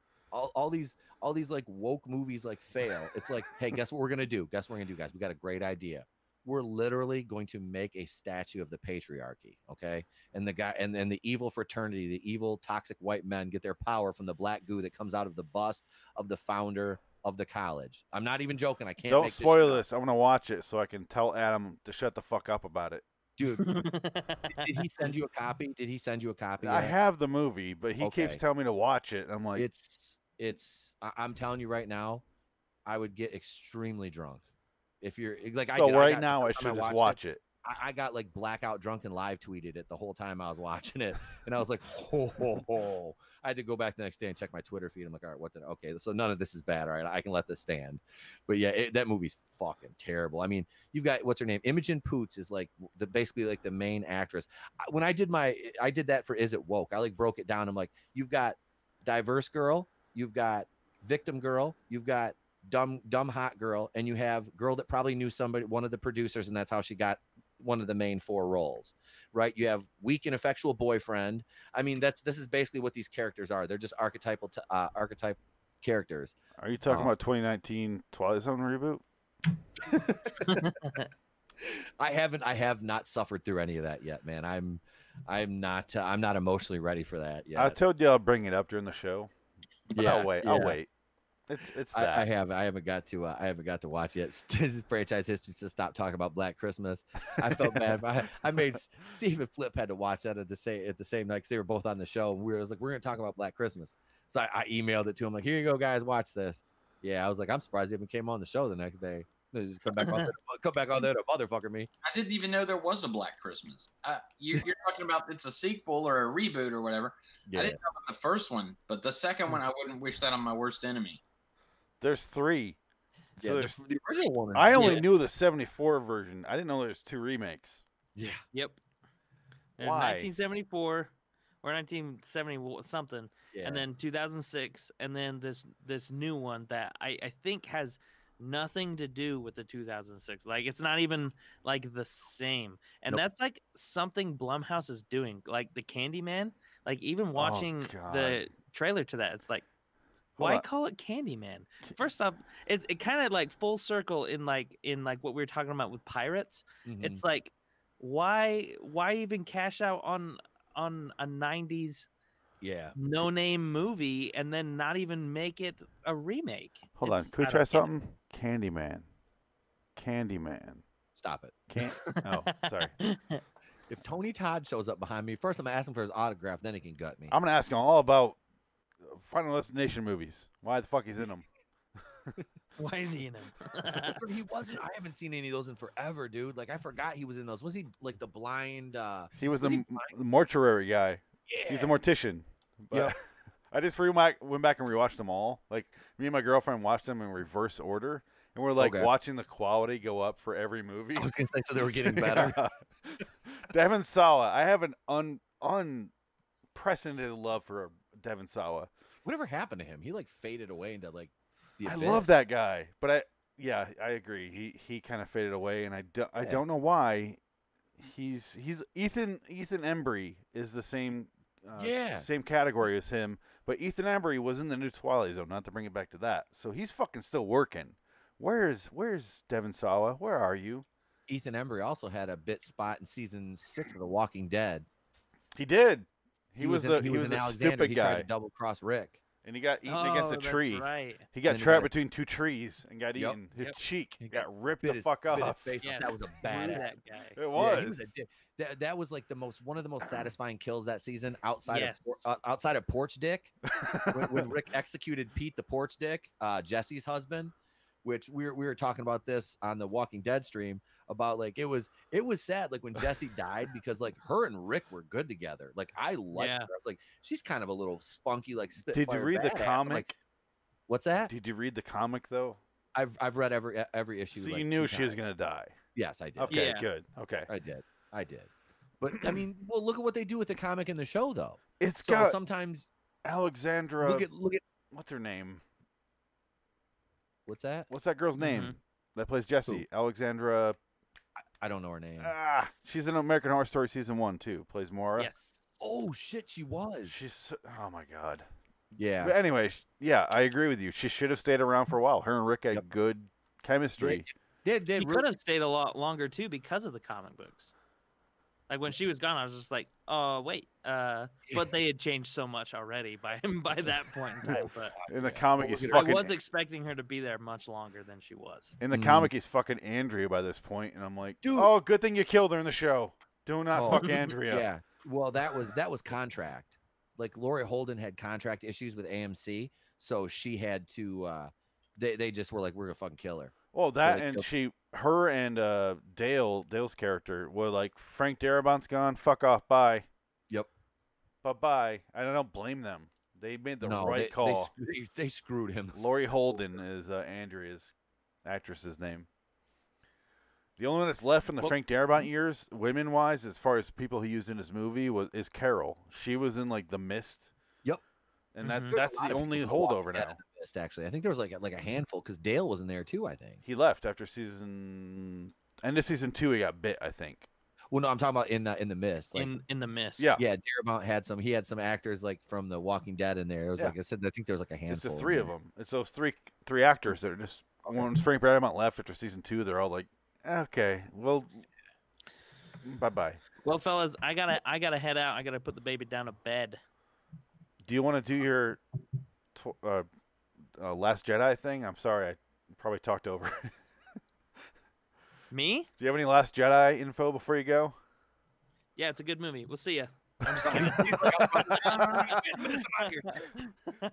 Okay, well, I still remember the first time he came out. He was like, "Hey," he goes, "Am I gonna get like mobbed down here?" We're like, "No," like, dude, I don't ambush people like that, man. No, that's. I actually got a text while I was on the stream from a fellow YouTuber. Who's just like, "Why are you on a hate channel right now?" I'm like, they're not a hate channel. They're cool guys. And they're like, they're definitely hating on Star Wars or on The Last Jedi. I was like, no, I'm just here to have fun. That's what it was. And that's it, man. That's like I didn't want to like alienate you or anything like that. Not at all. Man. This is fun. I watch your show all the time. It keeps me sane on the rewatches at work when I just sit and listen. So I appreciate it. I appreciate you watching, bro. I do. Like when I DM'd you on Twitter, I'm like, yeah, I don't know if you're like familiar with. He was like, yeah, no, I watch. I'm like, oh, okay, yeah, oh, cool, all right. Yeah, I just sit and listen. So wait till we talk shit about you when you leave. Who the heck is talking now? But like that's about it because I can't like comment or anything while I'm at work. Yeah. So like, just sit and listen. We're gonna talk so much shit about when you leave. We're not all about all the hate. Yeah. No, I know the fandom collective. So like, it was cool to see you here. Me and Flipped Out go back like a while, actually, long time ago. 2 years almost. Yeah. Yeah. So good to see you again. Glad to be back, and I'm definitely down to be nice to meet you. Like coming around again, dude. Anytime, man. I will hit you high up. Five. And thank you, man. I appreciate it. Yeah. Hey, if you're like I said, if you're not, then there's a link to everybody here. There's a link to everybody here. This dude here, this guy here, this guy over here, these guys here. There's a link to Blurb's channel down in the description. Go over there and subscribe. Follow him on Twitter. Like I said, if you need a sexy ass layout for your channel, man, this is the dude to contact right here. Because I mean, he made a. He turned a 2 into a 10. So hey, he can do that for you too, man. So you polished that turd. Good job. I appreciate it. Thanks. It took me a while because of COVID, but it was actually really fun making your stuff. So I appreciate the opportunity. So thank you guys again. I appreciate it. I'll see you guys later. Oh, good Lord. Blurb, I'll probably get a hold of you later, but you're a fan of the wrong. Your socks color is the wrong color. It should be white, not red. Oh, Nah, we're good. There we go. And on that note, Go Braves. All right, let's talk nonstop shit about Blurb. All right. I was gonna go throw my Yankees jersey on. Shit, I was like fucking Boston. Yeah, you guys have more of a rivalry. Whenever the White Sox and the Red Sox play, I call it the Pink Sox game. Yeah, because People have no idea what the fuck I'm talking about. Yeah. So I call it to myself. Nobody else, but. Oh wait, hang on. Who got Admiral Tiberius? I'm gonna grab a refill. Yeah, go ahead, man. Says, just wanted to pop in and say hello, gentlemen. Keep it hot and ready. By the way, that sexy in The Last of Us 2 physically hurt me. Holy shit. I watched that that video, and I don't have a dog in the Last of Us 2 fight because I'm not a new console gamer or anything like that. Like I said, I've got oh, Dirty Blurb says Bo Sox Nation. I'm a Yankees fan, bro, which is weird me being from Michigan, but I'm a Yankees fan. So, yep. Flips Braves. Tiberius says I don't follow basketball.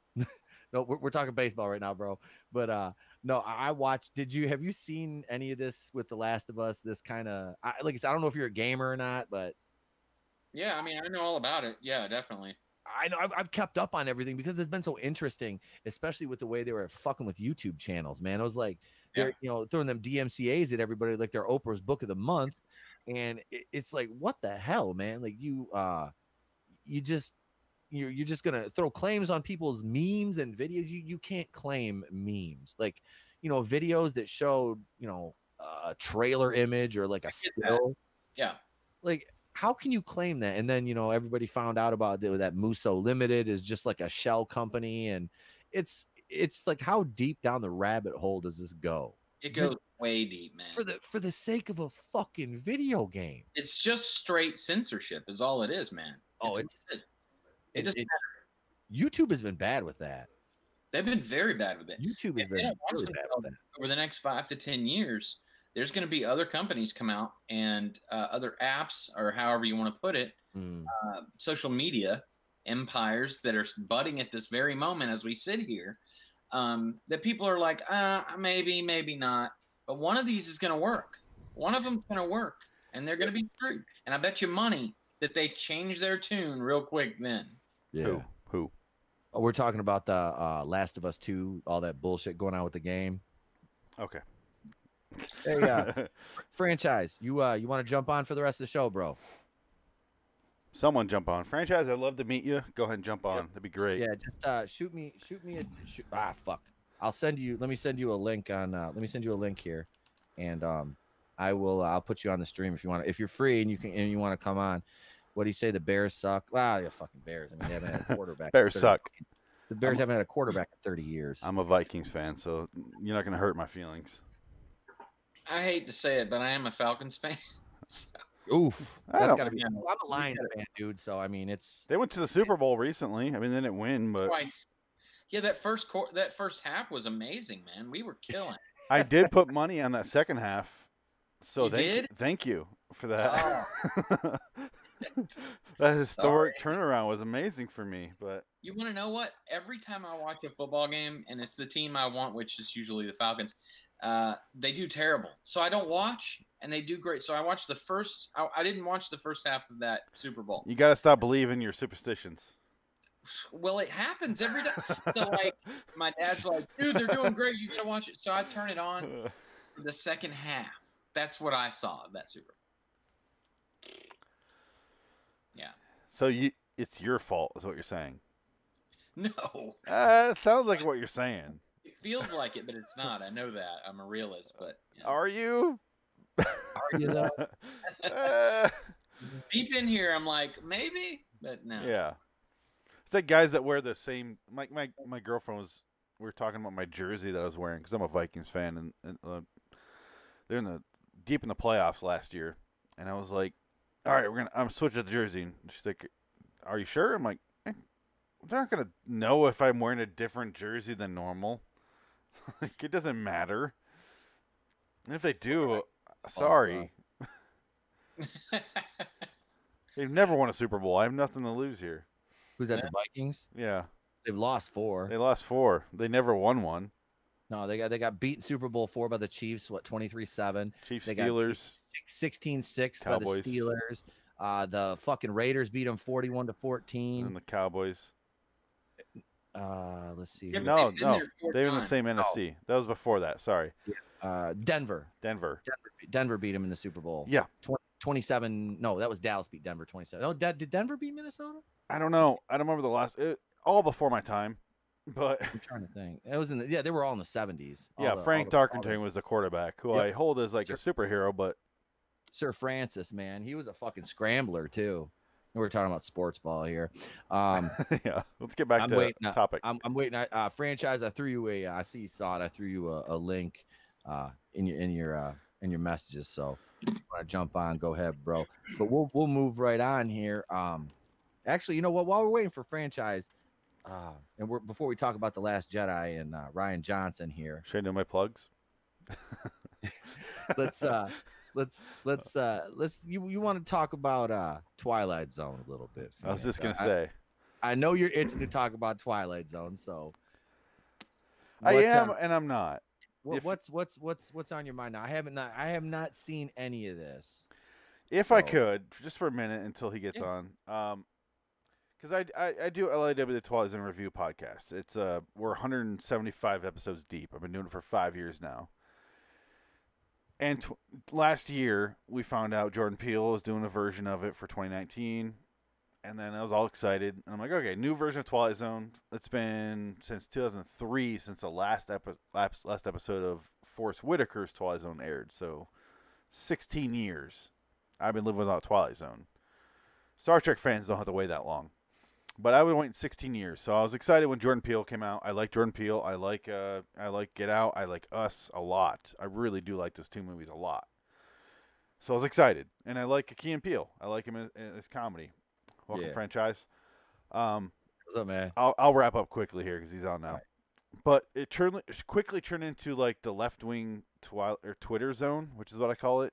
Oh, and God. Every episode is just baiting for whatever the left-wing Twitter, which I'm not saying I'm not a part of, but like I don't want to watch a sci-fi show about that. Yeah. But like I'm already on board. You're preaching the converted. Like, why the fuck do I want to watch this sci-fi show about immigration? So I'm sitting there watching it, and it's just fucking terrible. But I just want to say, if you haven't caught up yet, the new season, I've only watched 5 out of 10. Fairly good so far. Okay. It's starting to wane a little bit. The last couple episodes have been terrible, but first 3 are pretty good. And I enjoyed them more than anything in season 1. So that's all I'll say. If you're a fan of Twilight Zone, go check it out. You can get a 7-day free access. I'm not pitched by CBS, but did he leave because I was talking about Twilight Zone? But go ahead and check it out. You get 7 days for free. You can watch all the episodes and then catch up to our podcast, LAW the Twilight Zone Review, wherever you are. I'm not trying to pitch my show that much, but I just really am.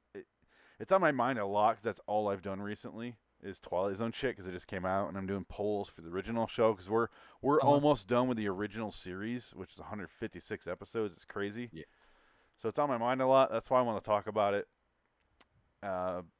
And it's a good filler time for it. But if franchise is on, let's go ahead and go. But if you guys know anything about Twilight Zone, he is back. Oh, hey, hail, Leo. Oh, the old one. Hail, right? Everyone. Hey, man. All right, I'm on. You all right? You get booted? Anybody hear me? We can hear you. You're good. Yeah, you're good. All right. Yeah, something wrong with my connection today. It's acting stupid. As soon as I got into here, it started doing the whole buffering thing. StreamYard would do that. I'm here now. I just I sent you a copy of the outline for the for the link to the next article and everything. Hail Leo Red, hail Keely Chow, Flare X. Let's see. All the regulars. Damn. Yep. Admiral Tiberius. Leo Red, what's up?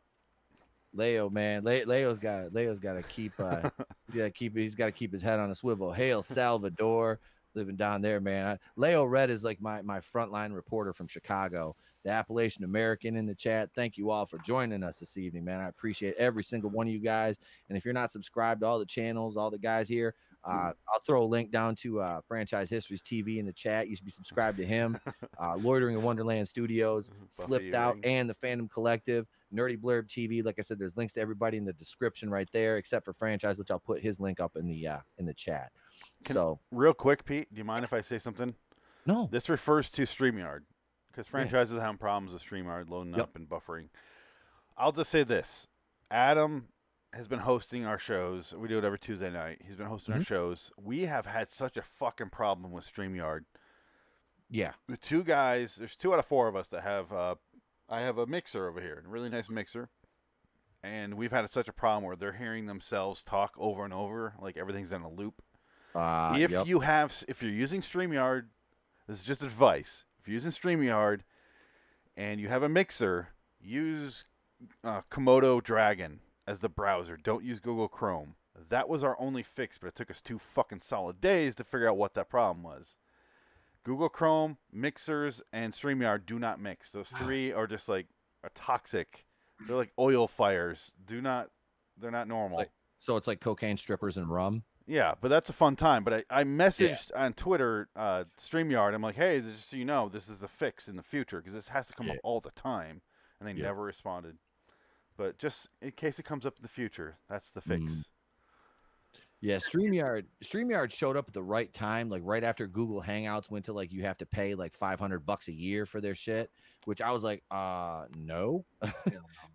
You could still get Google Hangouts, but it was like a paid version. It was expensive. I'm like, I'm not doing that. And then, like I said, we used Discord, and I think we did one show on Twitch, but it was like the fan cast. It wasn't even my show.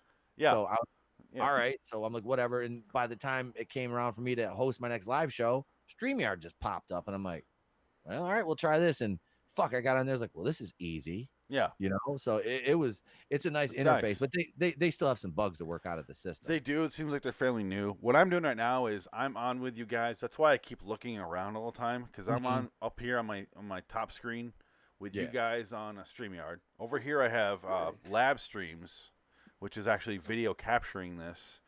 And then I also have over here Restream, which is capturing the StreamYard's capture. Okay. So I'm streaming live on Twitch, YouTube, Facebook, and Twitter right now. So all this is going everywhere on my side. So all right. It's a complicated system. We figured this out because I don't want to pay for fucking Restream. I'm not doing it. Yeah. See, I got the paid version of StreamYard. It's like $25 a month. Just so you can get your logo right there. Yep. And that's it. And I can that and you know, I can do, you know, cool stuff like this. Go ahead. I was checking the specs on the end line for the rotary girders. I'm retarded. One of the greatest comedies of all time. And my personal favorite line in Seinfeld. Am I talking too Fucking much Gordon for franchise? I'm sorry. You can come back.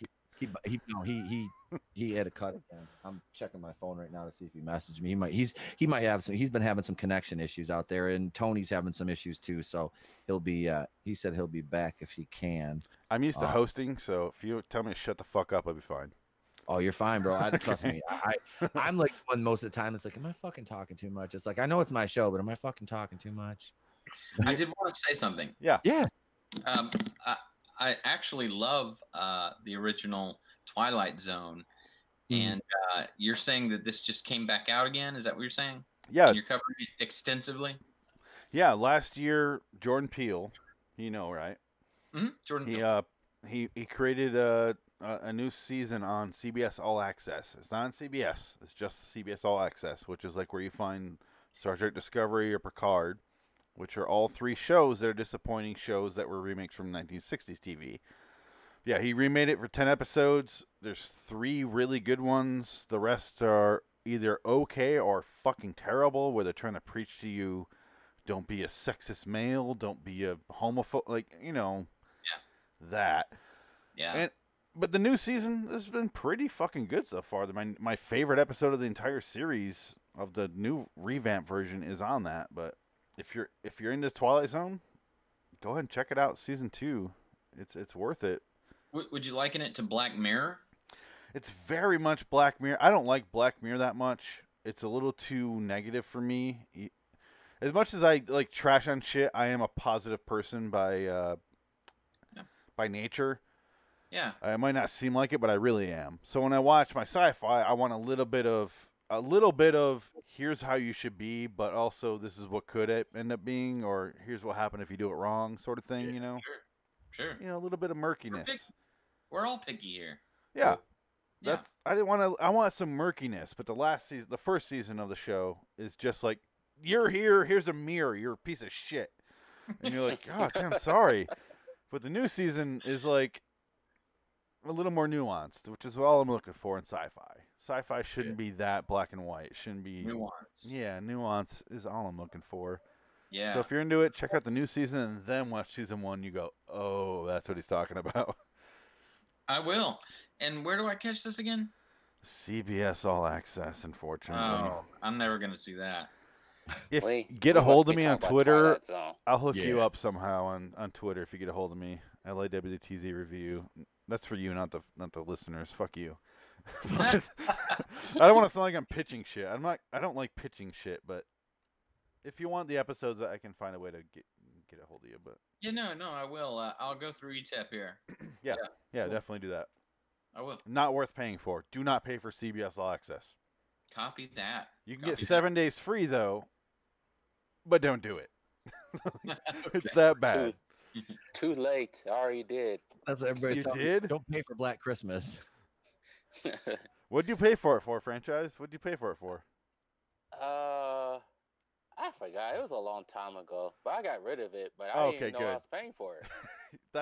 The bean counters hope for that. They're like, oh, he's paying $7 a month. He's not paying attention. They're hoping for that. Yeah. How many years ago was that? I want to say it was probably 2 or 3 years ago when they first opened up. So when they launched. Oh, damn, man. You need to get off that. Yeah, I got off that. I said, no, because there's nothing on here that's worth watching right now. I don't want to watch Star Trek, so forget this. There's 3 shows I like. Sucks. Yeah, exactly. Yeah. There's 3 shows I watch already before this, and they're all Star Trek, 2 Star Trek shows, or Twilight Zone, which is my second favorite show. And then all of them suck. So I don't want to pay CBS. Fuck you. No, I wouldn't. You made I'm the right not call. giving Les Moonves any money. No. Or fucking Alex Kurtzman. Fuck you. Yeah. Fuck. Oh, that guy. Nope. No. Can we nominate Time has Best Man of the Year? Can we do Time Worst Man of the Year? Alex Kurtzman should be up there. It's his stupid fucking face. It's Kurtzman. It's always got to be Kurtzman. Sorry, Not Pete. Ryan? Yeah, well, hey. He just goes out saying, speaking of that. Yeah. All right, let me grab this article right here. This is from another one from our good friend. I believe this is another John F. Trent article over at Bounding into Comics. Let's see here. See this this guest director game. I had this set up specifically for Nerdy Blurb because this week's guest director is Guy Ritchie. So I had and Blurb is a huge Guy Ritchie fan, so I'm like, all right, cool. So we can make it a guy. So Guy Ritchie was gonna have to redo The Last Jedi, but so oh, look at, God damn it! Someone mentioned Adam, and I had to say it. That's me. I'm sorry. It's funny because I was just inviting Adam on. I didn't know if our franchise is going to join us or not, so I was like, Adam, go ahead and join us. Here we go, right here. Star Wars Jedi director Ryan Johnson describes George Lucas prequel trilogy as children's movie about fascists. I think John. I think the editors picked the right picture to put next to this right here. Well, I was gonna say, why is the picture not about the prequels? I know. This is this is John F. Trent. This is from today. Star Wars: The Last Jedi director Rian Johnson recently described George Lucas prequel trilogy as children's movies about fascists. Oh, great. Tweet from Scott Malthouse, who stated, "Say a genuinely nice thing about the Star Wars prequels." I love the prequels. I mean, That's world building right there. Yeah, it's amazing. I love it. Yeah, I don't agree. George Lucas. Now, as bad as Attack of the Clones is, I would still rather watch that over The Last Jedi any day, just because I love the Clone Army. I love seeing that develop, that whole storyline, and that was like Obi-Wan was like majorly featured in that movie. So was Count Dooku, which two of my favorite characters. Count Dooku is my favorite Star Wars character, so I was all about that movie. But see, Johnson responded writing, Lucas made a gorgeous 7-hour-long movie for children about how entitlement and fear of loss turns good people into fascists. Please talk like that for the rest of the show. He added, and did it while spearheading nearly every technical sea change in modern filmmaking for the past 30 years. Go watch Knives Out. The protagonist can't lie. She froze up. Oh, goodness. Let's see. So Johnson's comments about Lucas' prequel trilogy came after a number of rumors indicate that Lucas did not like Johnson's The Last Jedi at all. Oh, I'm sure that just broke his little heart. A rumor from YouTuber Doomcock indicated that Lucas attended a screening of the film and said, I've made a terrible mistake. He did. Yep. Well, shit. I mean, I could have told you that after The Force Awakens. Hell yeah. Doomcock then detailed that Lucas was appalled, even more appalled than he was with The Force Awakens. See, I loved hearing that story about how they Kathleen Kennedy screened The Force Awakens, and George is like, there's nothing new here. Like, well, what? Like every movie I improved, I built on things. Like, what are you doing here? A separate rumor from Bionic Woman producer Kamran Pasha. I don't know how to pronounce his name. Forgive me for. I'm sure I'm mispronouncing it. Details that Lucas hated The Last Jedi. Pasha told Geeks and Gamers host Jeremy Griggs, I don't have an internally knowledge. Is that supposed to be internal knowledge? Yeah, just typo. Okay. I was like, yeah, it's supposed to be internal knowledge. We're the editors here. I do have people who know George Lucas personally and well, who have said to me that he hates The Last Jedi and is horrified by what happened. Oh, George. He's sitting, I'm sure he's crying into stacks of $100 bills too. I have had people, screenwriters that have worked with Lucasfilm that have told me directly that he hates it, Pasha elaborated. As for Lucas' official comments on the film, he issued a statement through his spokeswoman, Connie Weatherington, who stated that George Lucas described the film as beautifully made. Now, in defense of The Last Jedi, and I can say this, in defense of The Last Jedi, on as far as cinematography goes, it was very well done. It was very there were a lot of the space scenes were very visually stunning. Okay, I will say that they weren't brave, but they were stunning. I'll give them that. But no, there was a lot of good cinematography. There was. So I mean that was the one good thing I can say about that movie. Weatherington also added, and in speaking with director Rian Johnson after viewing was complimentary. Lucas had previously described Disney as white slavers in an interview with Charlie Rose in December 2015, and former Disney CEO Bob Iger detailed in his memoirs that Lucas reacted to The Force Awakens by saying, "There's nothing new." Iger explained, just prior to global release, Kathy screened The Force Awakens for George. He didn't hide his disappointment. There's nothing new, he said. In each of the films in the original trilogy, it was important to him to present new worlds, new stories, new characters, and new technologies. In this one, he said, there weren't enough visual or technical leaps forward. He wasn't wrong, but he also wasn't appreciating the pressure we were under to give ardent fans a film that felt quintessentially Star Wars, Iger added. Well, Bob, that's because you have people running Star Wars that don't know dick about Star Wars. So there's that, Bob. I mean, really. Do we need to talk about Solo? Iger continued, we'd intentionally create a world that was visually and tonally connected to the earlier films, to not stray too far from what people loved and expected. And George was criticizing us for the very thing we tried to do. That's funny. You've become the very thing you swore to destroy. He concluded, looking back with the perspective of several years and a few more Star Wars films, I believe J.J. Abrams achieved the near impossible, creating a perfect bridge between what had been, and what was to come. And what has he had? I'm asking myself that question too, and there's somebody else who was asking that question. I am sure of it. I am sure somebody else wanted to know. What They has he wanted to know had? because there's inquiring minds. Where's it at? I'm stalling. There you go. That's not ghetto. All I gotta say, Ryan Johnson, man, I got two things for you. I would say one, but I got two. 2 chops to the throat. 2 chops to the damn throat. Take that, Leanne. Take that. I chose that movie for us. Disco Godfather. That fucking movie's greatness, dude. That movie is greatness. I need to buy that. I do. I need to buy that. That's one I wouldn't mind owning. What's his name? Bucky? Oh, Bucky. Yep. What has he had? What had Bucky had? Bucky. Call the ambulance. Call the ambulance. Something's wrong with Bucky. As Bucky's getting loaded into an ambulance outside the club. Oh man! When he fights the two guys posing as the phone men.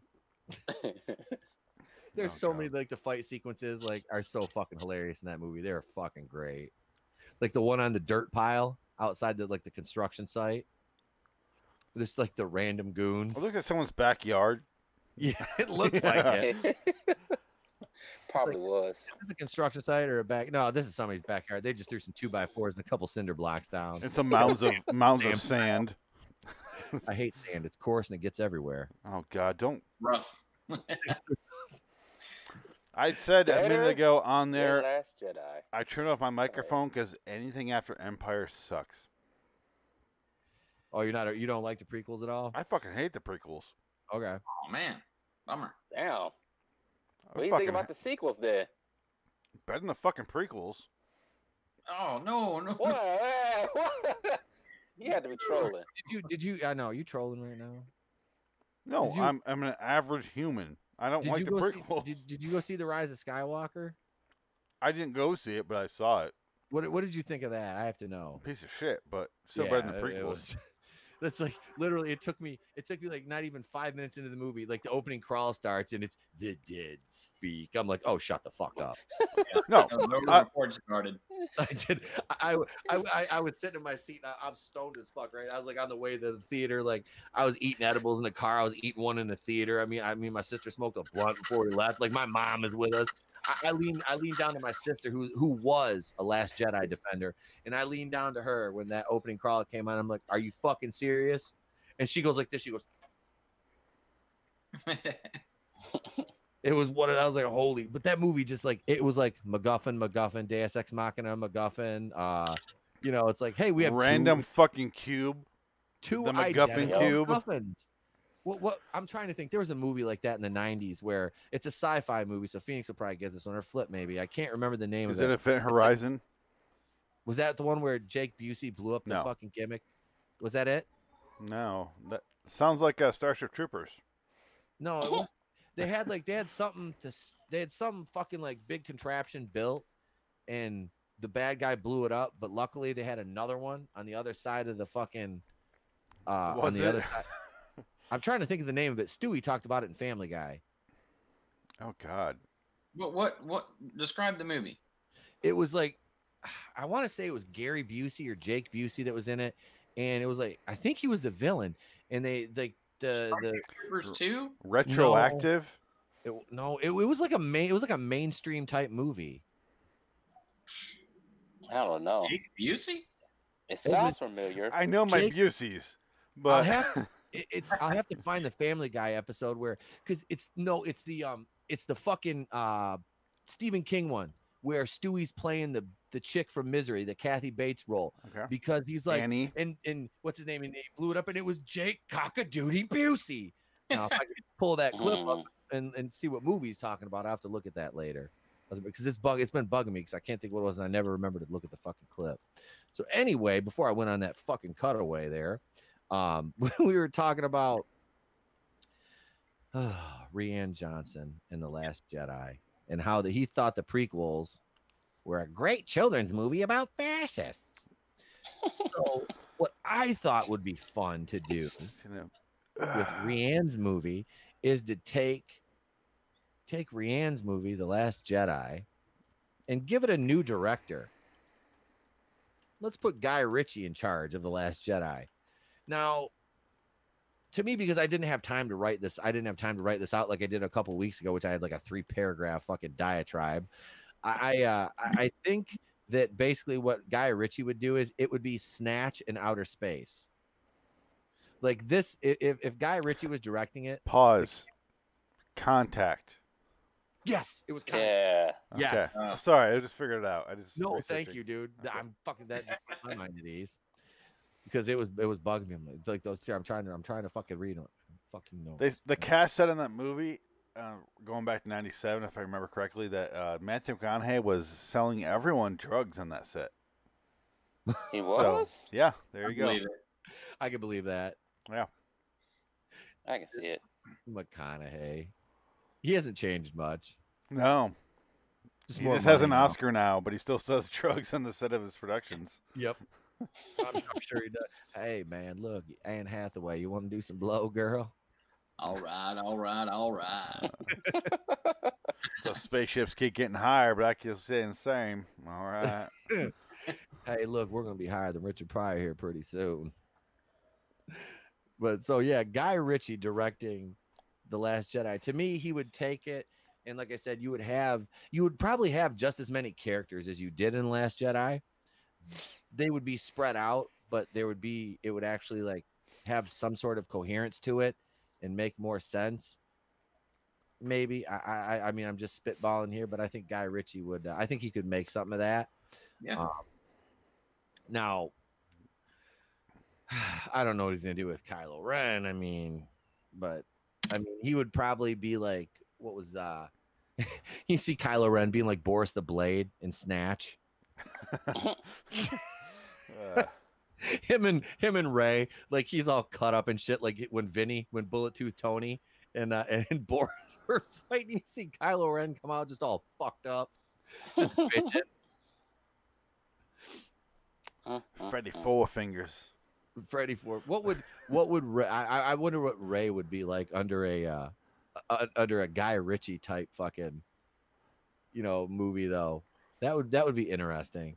And that's another thing is like I don't dislike Daisy Ridley. I dislike the character of Ray. Daisy Ridley seems like a sweetheart. Her interviews, yeah. I mean, she seems like a really like I watched. I think it was like a Vanity Fair interview or a Variety. I can't remember what magazine it was, but I mean, I sat there and watched like a 15-minute interview with her, and she's just kind of like a fucking trucker mouth Brit. I mean, that's basically what she is. She's just like got a trucker mouth. I'm like, okay, I like that, I'm like, but yeah, it's just I would like to see her under a Guy Ritchie movie, man. She would fit really well there. I think she would. I really, because he just like Thandie Newton. She's in Thandie Newton. She's in Rock and Rolla. Thandie Newton isn't from Westworld. She was in Solo. Yep. In Westworld. Yeah. I've never seen Westworld. Me either. You want to see way too much of Thandie Newton every single episode? Check out Westworld. I know. I've seen the stills from Tessa Thompson from Westworld. Ugh. Yeah, she could use a shave down there, man. That's not her. They shot it in so much shadow. That's not her. Okay, I was gonna say. No, I watched I do a review show for that as well. Oh, do you? Okay, cool. And it was not her. So right. Clearly. Anyway, yeah, let me know when you want me to play, because I recorded a audio version because I couldn't think of what to write, so I recorded something on an audio, just like stream of thought. Okay, you know what? Go for it, man. That'd be cool. Yeah. So here we go. I just recorded what I thought a Guy Ritchie thing would be with Last Jedi. It's I don't think it's very funny, but it's what came to my mind. Is it gonna go? Hold on. Everybody think real hard about what they want to hear. Star Wars Episode 8, The Last Jedi by Guy Ritchie. You want The Last Jedi to be real. So I'm thinking that Jason Statham ends up being Poe's dad, who stole some space diamonds from Jabba the Hutt's son. And then, obviously hilarity and a little bit of violence. Not too much. No, it's not so bloody. It's more about the comedy. But the comedy ensues when Poe and his ragtag group of people like Finn and who knows, Ray's off fucking around. But they have to get the diamonds back to Jabba's son, and it keeps changing hands. The space diamonds keep changing hands, and they can't track where they are. They keep getting lost. And there's all sorts of like space crystals and space battles. But it's all like really slow. It's really slowly, quirkily done, and it's fucking hilarious, man. This movie was great. I really enjoyed it. I'm talking like it existed, and I did watch it, of course, because this is a real movie. But Benicio del Toro showed up for a little bit, and he played Frankie Four Fingers. He kept his same role, and he shows up and he helps him get out of space jail, and because he steals the key off a guy, and it's all funny and shit. It's all wacky, and then they Jason Statham ends up trying to fuck over Poe, his son, and the whole thing just ends up being like this really awesome ragtag group of these, not criminals, but not far off really, because they are helping a criminal in Jason Statham, but this ragtag group of people getting across the galaxy and getting in these like Seinfeld things, these sitcom moments where innocent little miscommunications lead to bigger things that just gonna like fall over like dominoes, and it just keeps going from there, and it's awesome. It's a great movie. I recommend watching it. It's Guy Ritchie's best movie since that beach movie he did where his wife Madonna got fucked by some European guy, because apparently he's into that. So that's my Guy Ritchie movie. It's rambling because it was just stream of consciousness, but that's what I have. I like it. Ray's out fucking around somewhere. Ray is the least important character of the new series, even though she's technically the most important. But fuck Ray. Yeah. Daisy Ridley has my heart, but Ray can go fuck herself. Yeah, there was no attachment to that character, and it had nothing to do with the fact she's a woman. Because if you put Mara Jade in those movies, or like a new movie that's done well, everybody's gonna lose their shit and be like, "That's fucking Mara Jade." Speaking of that, I saw a rumor today that Brie Larson wants to play Mara Jade. Oh no! Who? Who's Mara Jade? Brie Larson, Mara Jade from the EU. She was married to Luke Skywalker at one point, I think, wasn't it? Yeah. Because I'm not a big EU guy. I know some things, but I'm not a huge EU guy. I saw that. I actually got into some arguments on Facebook with Bretards today. Was that a gunfire? That is your gunfire? Yeah, it sounded like that. Okay. No, somebody skateboarding outside. Oh, okay. I was like, okay, all right. Where are the gunshots coming from? It's just a drive-by. Keep talking. Because I've been hearing everybody's been lighting off fireworks here for like a week already now. Yeah, me too. It's I'm like, but no, So I had to pull out the Bob Sacamano had to come out and talk to these fools today because they want to be douchebags about Brie Larson. I'm like, oh really? Well, I guess it's time to reach back and pull the sock puppet account out then if you want to play this game. So I just started slanging out memes. I'm like, nope. At this point, I'm like, you're gonna get trolled, bud. Sorry. She just says shit sometimes to piss everybody off. That's all. That's it, man. It's like, and I've had this discussion before about Brie Larson with other people. It's like, I guarantee you, if you sat down and talked to her, she's probably like a down to earth, like honest, like sweet person.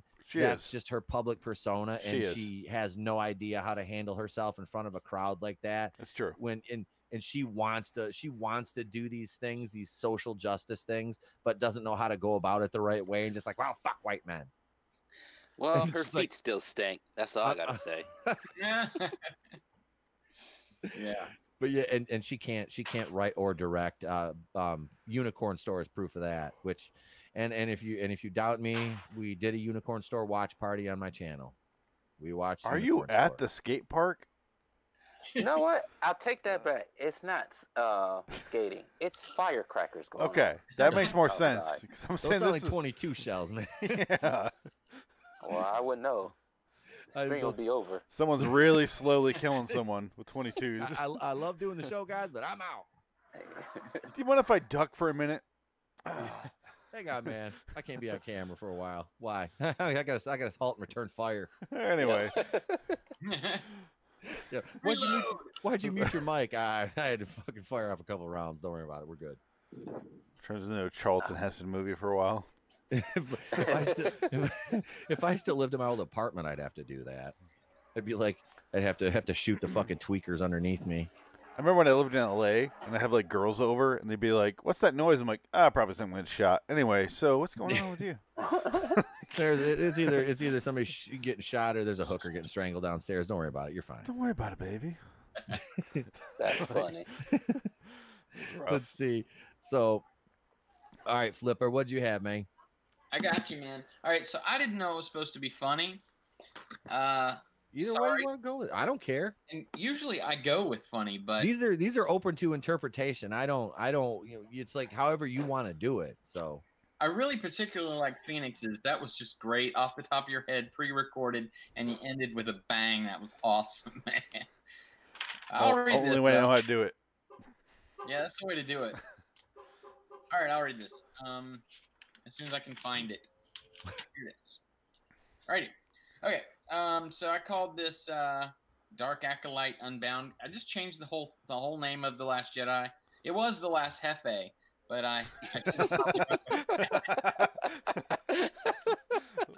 yeah. Stick to that title. Quentin Tarantino is my director. But the problem is I really didn't. I got into writing it because I was hoping that it would really be this way in my head. So I'm watching this movie that doesn't exist, but here we go. Dark Acolyte Unbound. A cliffside on Octo. That's where you open the movie. Luke is training Rey in lightsaber combat and admits that he's her father as they fight, matching one another's moves one for one. Rey is suddenly distracted by this and asks to stop the fight, saying, "What?" And Luke force pushes her off a cliff. She falls a few stories, but then realizes she can use the Force to guide herself to a soft landing 300 feet below the rocky shore. There's only two pages. Big writing. It's not long. Last one. Turning to look up, Luke is already landing behind her. Lightsabers lock immediately. Rey, enraged, eyes glowing red, screams stop as the ground shakes and stones rise up all around them. The saber hums a little differently as they pause and both cut power at the same time. Suddenly, First Order ships break through the atmosphere, cracking the sound barrier. Luke grabs Rey's hand. "We have to go." Rey is screaming, What were you saying?" Luke says, "No time, we'll discuss it on the way." They run into the Falcon. Chewie is ready and R2 is plugged in. "Shields up," Luke screams as he jumps in the pilot seat. And blasts of firepower rain down on them. Auto fire cannons begin strafing at the sky, hitting one, maybe two TIE fighters. Luke pilots and Chewie co-pilots. A super fast chase scene ensues across the water, close to the water itself. The Falcon is too fast for all of them except Kylo's ship in close pursuit. Closer and closer to the water they speed until the Falcon stops by doing a loop and diving into the depths of the sea. Kylo's ship is able to follow, but isn't fitted for the pressure. So he stops in shallow depth as the Falcon continues its descent. They got away. This sounds way better than what we saw. Just stop you right there. This is way better. It just was off the top of my head. Given some time, I'd love to actually do this. It was kind of fun. Yeah. Sorry, I didn't mean to interrupt you. Oh, you're good. Underwater city, no Gungans. Rey and Luke have a quiet moment. Luke believed her dead. As a young child, a Sith Lord stole her in the night, killing his wife Mara. Ben gave pursuit as he caught up to the Sith. Ben gave into the dark side and murdered the Sith, but never having regained himself. The hate overtook him and believed that Luke had failed his daughter. He became Kylo Ren, a name he monikered from a long-dead Sith Lord. It was unknown what had happened to Luke's daughter, as he had spent all of his years looking for her, and that search led him to Octo. He has the ability to see the future, but only so far. Clearly, going to Octo was correct, as the Force led him there and to her, ultimately. Her true name is Elena, and that was the name Han had suggested when he became her godfather. There's only a little bit left, but I'll tell it to you. It's just 2 paragraphs. Oh, great. Han, you good? Yeah, great. Yeah. Han and Leia were back together. It turns out they weren't divorced. He and Chewie got in trouble while searching for Elena. Leia had been heading up the military for the Republic until they returned. Luke and Rey met I picked a name for the weird underwater creatures. Luke and Rey met the Marana that were part piranha and part humanoid. Force-sensitive race deep under the Sea of Octo. They would help them escape. And that's all I wrote. That's kind of dope. I like that concept. Makes way more sense than what we saw. Yeah. Jesus. Yeah. Thanks. Yeah. Yeah, dude, that was solid. That was totally different, obviously different avenue than what I was going for. But I want to see that movie more than what I saw. I know. So yeah. I know that actually sounds good. Like it's like the way you crafted it. Thought about it. Pretty. It's like captivating, man. That's a solid story right there. Thank you. Makes more sense how they connect through their minds, because as of now we have Force. They have Force Skype. Force. Yeah, just Force. Yeah, whatever. Throw it out there. Hey, wait. Hey. Let me reach behind my back. Pass me a lightsaber real quick. I got you, man. You got it? Motherfucker went back there and passed the duchy. Yeah. It's like that when he tried to do the Han Solo head fucking turn in Rise of Skywalker. Stop passing me a lightsaber, man. You know you guys know what I'm talking about, right? Where Kylo was fighting him, and he's like, I was like, oh hell no. No, you did not just try to do the shrug, the Harrison shrug. I'm like, no, fuck you, bro. Fuck you. You're not pulling it off, man. Like I said, I got no issue with Adam Driver. I just don't like the character. Yeah, you know, that was just like the problem is this movie that we're talking about threw such a fucking wrench in there that they had to go for the third one. Fix everything. Oh God. It doesn't matter what you show. Yeah. Confuse them. End it. End our misery. And that's what we had. Manliness and motivation, Force FaceTime. Yeah. Then you got Flare Axe. You just thought it was a lightsaber, but he did pokey her. Is that what he did? The lightsaber is digging into my hip. I don't have a lightsaber. You know what it reminded me of was Nightmare on Elm Street, where she like tears out Freddy's shirt and she's like, "Yep, I can bring him to the real world." Yeah, that's it. Yeah. And then I was like, "Oh, I've seen this when I was born, like '84. I saw this." That was Wes Craven's New Nightmare, wasn't it? No, that was the first one. Did she bring? Was it the first one she did that? It was in I think it was the first one, because she pulled out his sweater and realized I could bring him to the real world. She rigged up a room Home Alone style, and then she brought him back. Yeah, that was the first one. Cause they were like first brawling one in the living room and shit. Yeah. Yep. Okay. And all right, yep. I haven't watched those in a long time. I've got the entire Friday the 13th fucking series, but I don't have Nightmare on Elm Street yet. You watch one, you watch New Nightmare, and you're good. You're good for life. You can skip the rest. I like part 3, dude. Part 3 is fine. Frank Darabont. Speaking of him, Dream Child was kind of Roseanne Barr and Tom Arnold. No, thank you. Yeah. Holy shit! They did make a fucking cameo. Oh my god, they did. See, I haven't watched any of the Nightmare on Elm Street movies. The last one I saw was the 2009. That remake? It was. Yeah. Where he's a peddler. He's a diddler. Yeah. Yep. Because that was the same year they rebooted Friday the 13th, and both of them fucking sucked. No, that was like 2013. Nightmare on Elm Street was 2013? No. I thought that was 09. No, 09 for Nightmare. I think the Friday the 13th was like 2013, wasn't it? I think you got it backwards. No, I don't think I do I? Friday the 13th. Dig it up. Movie reboot. 2009. Yep. When's the Freddy one? 2010. Yeah, it's probably like a year after. Yeah. Yeah. 2010. So they were in the same ballpark, man. It's been 10 fucking years since that came out. The Friday the 13th one was so non-memorable. At least I remember the stupid shit from the Freddy remake, but the Friday the 13th, nothing. Okay. I remember nothing. The Friday the 13th reboot was like just trope. That's all it was. That's all. You got to see Willa Ford's tits, which is nice because Willa Ford. Willa Ford. She was a singer. she had one song called "I Want to Be Bad," and she was like dating like some. Back in the day, it was like she was dating the dude was like a big time actor in the early 2000s. She was in Maxim and shit. She's sexy. She didn't really release many records, but all right. So that being said, I'm going to segue into this so we don't really run into too much overtime here. We have Well, this would have been this. See, Steve's got a bye for the Seinfeld trivia, so this is going to come down to Flip versus Phoenix. Steve, you can play along if you want to. I'll try. I'm gonna fail.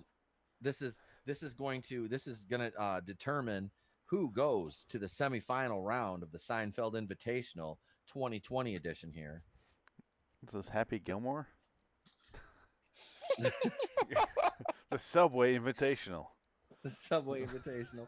I'm Vern Lundquist. Happy, you will not make this putt, you jackass. That's not. That that's Happy's jacket. Ah. Richard Keel. All right, so without further ado, here we go. Let's see. What does Elaine have that Chef Gail Cunningham wants?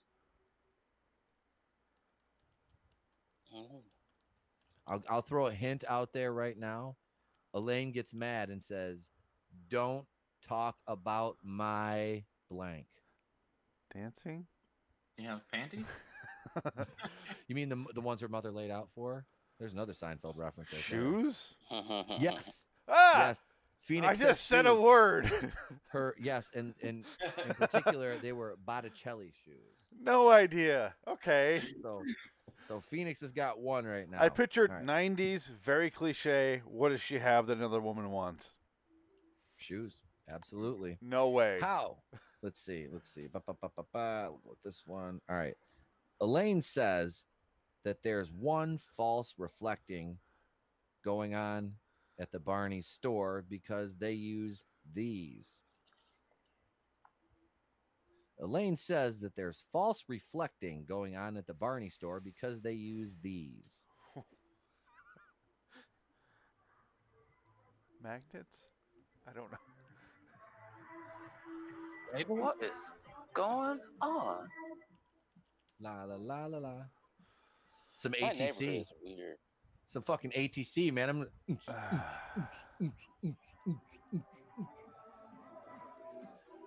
I used to do ecstasy to this song.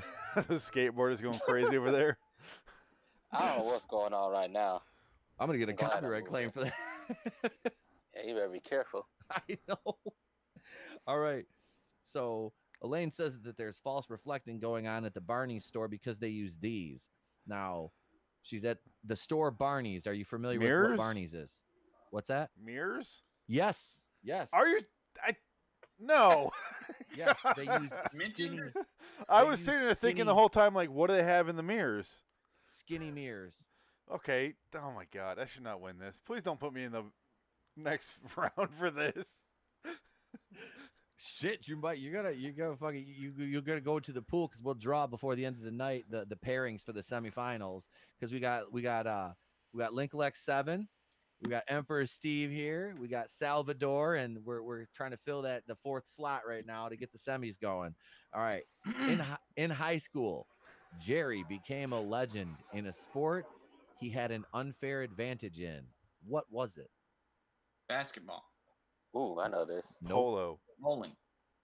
Nope. Track and field. It was track. Oh, there you go. Okay. It was track. All right, so let's see. What charity is Jerry representing when he goes on the Today Show?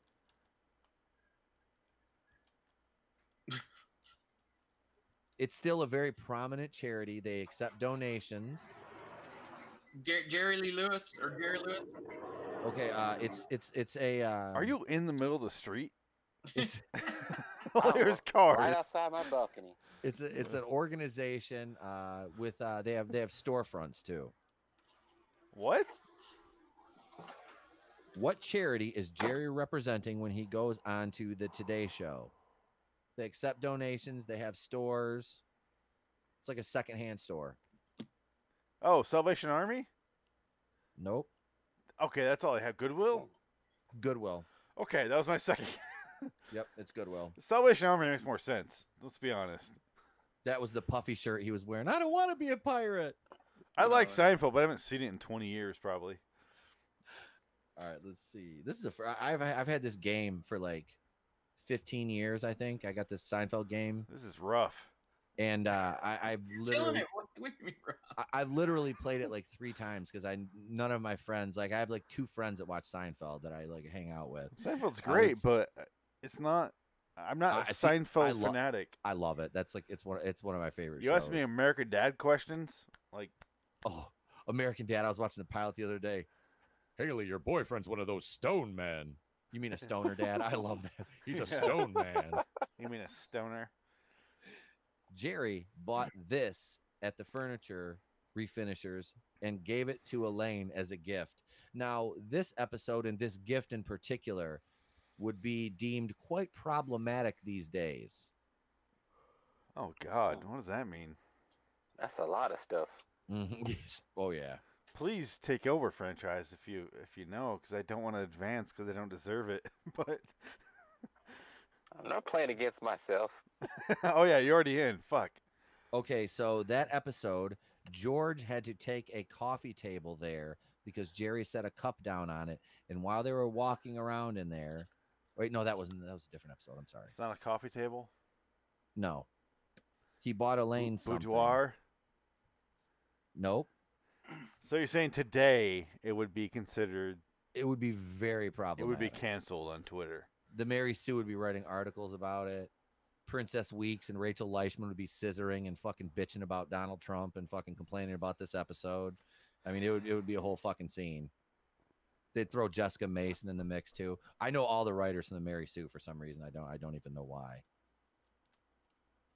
Rachel Leishman's terrifying though. All right, do you guys give up? Okay, wait. These used to be out in front of cigar stores.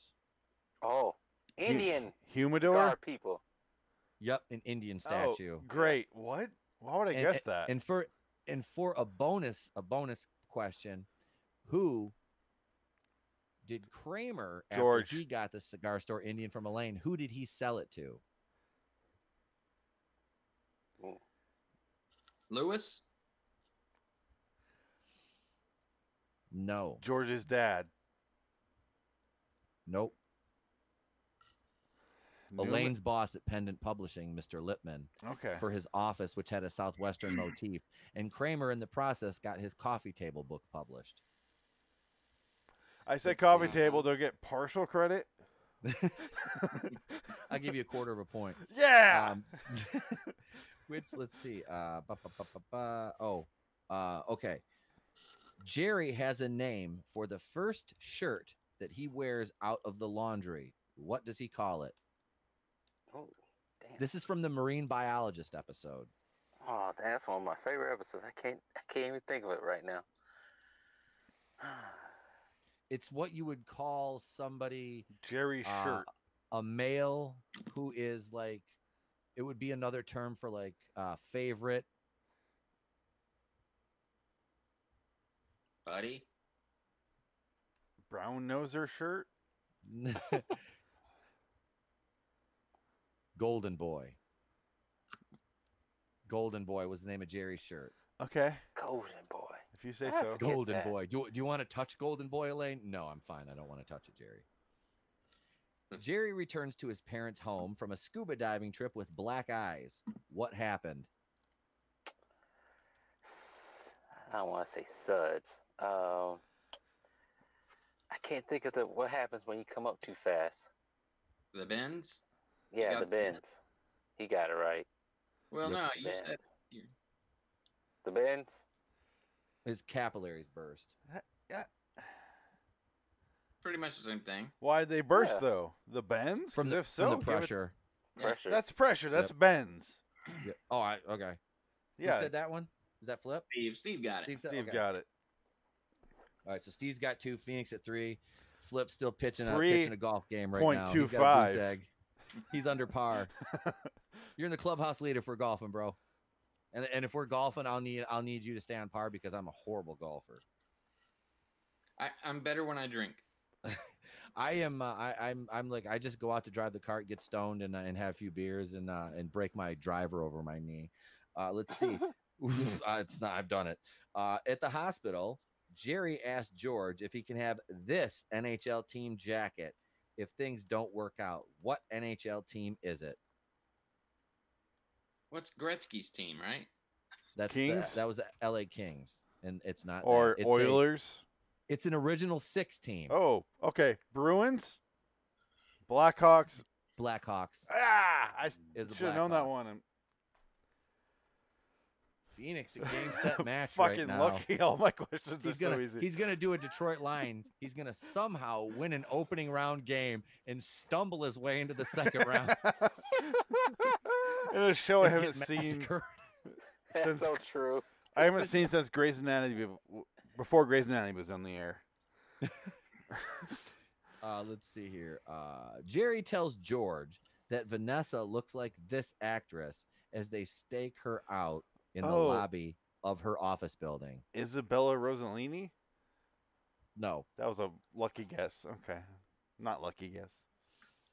She was married to a very famous actor at one point who had a legendary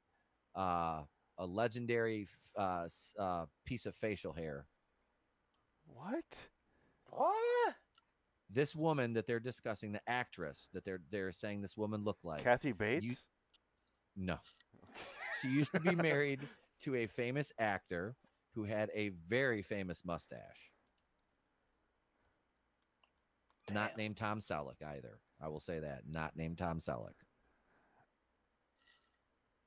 Damn. He was in a very popular series of films in the late 70s and early 80s. Oh, Sally Field? What did you say? Sally Field? You said Sally Field, but what was the actor's name you said? Burt first? Reynolds. Okay. Now, who was Burt Reynolds married to? Not Sally Field? No. We're talking Holy real shit. life. What? No. What's that? Kept thinking Dolly Parton. Nope. The same bleach bottle blonde in Big Hooters look though. She's almost a less talented non-singing Dolly Parton. Sandy Summers. Nope. I'm trying to think. So before Sally, I'll give you After... the initials. I'll give you initials. Does it start with an L? Yes. Lonnie Anderson?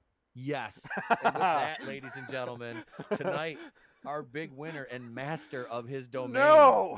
Mr. Phoenix West. Why me? I should not be here. Okay, so I'm going to start calling him Phoenix Kerrigan. So you, my friend, get... Do I have to watch Seinfeld now so I feel at least some pride in this? Soup for you. Okay, soup for you. I know that. Have some soup. Have some soup for you. So we've got in the semifinal round now. Oh, we have 4 enter, 1 leave. Actually, 2 leave. Then we'll 2 leave. Yeah. So we've got Mr. Phoenix West. We have Emperor Steve. We have the Don Salvador and Linkle X7. Now these are going to be some. Watch Phoenix win the next round too somehow. Please He'll don't. somehow eke out another win. I don't want to be the Eagles from a couple years ago. Please do not. If you're into Seinfeld, I should not be there. You sound like the Lions. Seriously. Yeah. That's except like, we're talking about the Super Bowl. We don't know how we got here. We don't even really want to be here. We're usually off this time of year. Matt Stafford's like I'm usually. They play football this year. This late in the they play football this late in the year. Really? Oh shit! That's couch season. It's XFL. Well, no, I'm sorry. The XFL is dead again. Well, he's selling it. Okay. The XFL was actually like looking really good this year. I was watching it. It was fun, dude. Cause the law, baby. St. Louis Battlehawks. I watched the Dallas Defenders. They were something. They were a team. We just made fun of the Tampa Bay fans and said they shit standing up. They probably do. I'm pretty sure they do. Let's see here. We've got well, ladies and gents, we have reached that point of the program where it's time for everybody to go around and Go ahead and plug your channels, guys. Flipper, we'll start with you, buddy. Oh, gosh, I haven't really done a lot on my channel, my personal channel, but on the Fandom Collective, we're doing a whole lot of stuff, guys.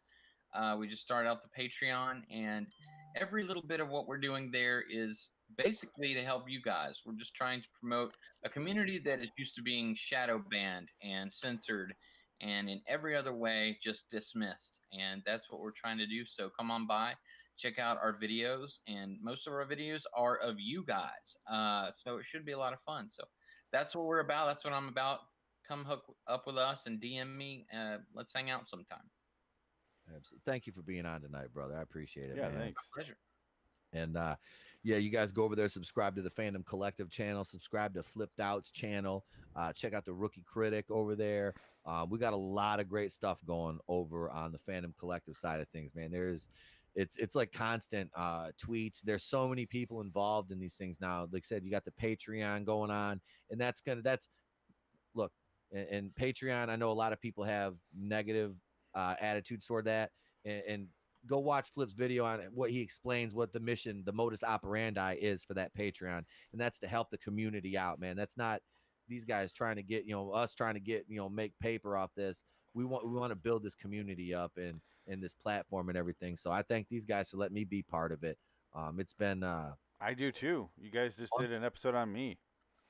Hey man. Yeah. That's that was weird. like, I was like, I had to do a creator spotlight, and I'm like, I don't want to act like I'm doing fair, but I'm like, I want to give, like my boys that have like smaller channels a rub, and, throw them. Like I did one on Fatal J, and he has like 2,000 subs. I'm just like, because Fatal J has always been cool with me, and I know we haven't worked together in a while. I'm like, I'm going to give him a shout out, man. He's a good dude, Yeah, super cool guy. He's got a great channel. Like I said, I did one on Phoenix. I did one. Like I said, I'm trying to go around, like, and I want to get to Steve, and I want to get to Tony. These guys, Cody. Let's get these guys over the 100 mark, because that first 100 it's a bitch. Took me once you get 5 over that, years, 6 years, 7 years to get over 100. Now it's starting to pick up. Oh my God. When I first met Phoenix, Adam was like, "Hey, we're having this guy Phoenix West, and he's a comedian. Go check out his channel." I'm like, "Okay, I'll go watch his channel." Yeah. I watched like the Things That Will Burn in Hell was like one of those videos was like one of the first things I watched, and I was fucking dying. I was dying. I'm like, holy! And I look, he has like 80 subs. I'm like, how the hell does this guy have? Like, I expected like a couple hundred at least. I go, how the fuck does he have 80? Like, no way. I'm like, so we had him. I'm like, let's start getting this guy some subs, man. Like, because he's funny. It works. So, and you guys got me over the 100. I've done the Tales of the Crypt show with you too, and that was as bad as that show. You're about due on, by the way. I've been meaning you're about due on that show. We're starting to do it live every Tuesdays now. Not every, but every other or so. We're gonna take a while off. Yeah. Because we're new 2019 Twilight Zone came out, season 2, so we're taking time off. But I'd love to have you on again for Tales from the Crypt, because it is insanity. It was fun. It was fun. Speaking of which, go ahead and speaking of your channel, go ahead and go over here. Yeah.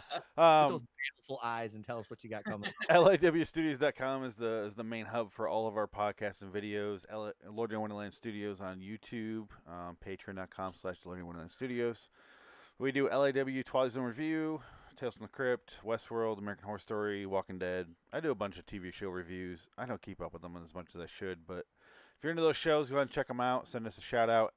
Loitering in Wonderland. Oh, is it LAW Studios on Twitter, right? I kept it short on that one. Yep. But yeah, any feedback, any suggestions? More than happy to take them. I'm a whore. I'll do whatever. I'll do whatever you need, whatever you want, Daddy. I'll do it. No, anything you want.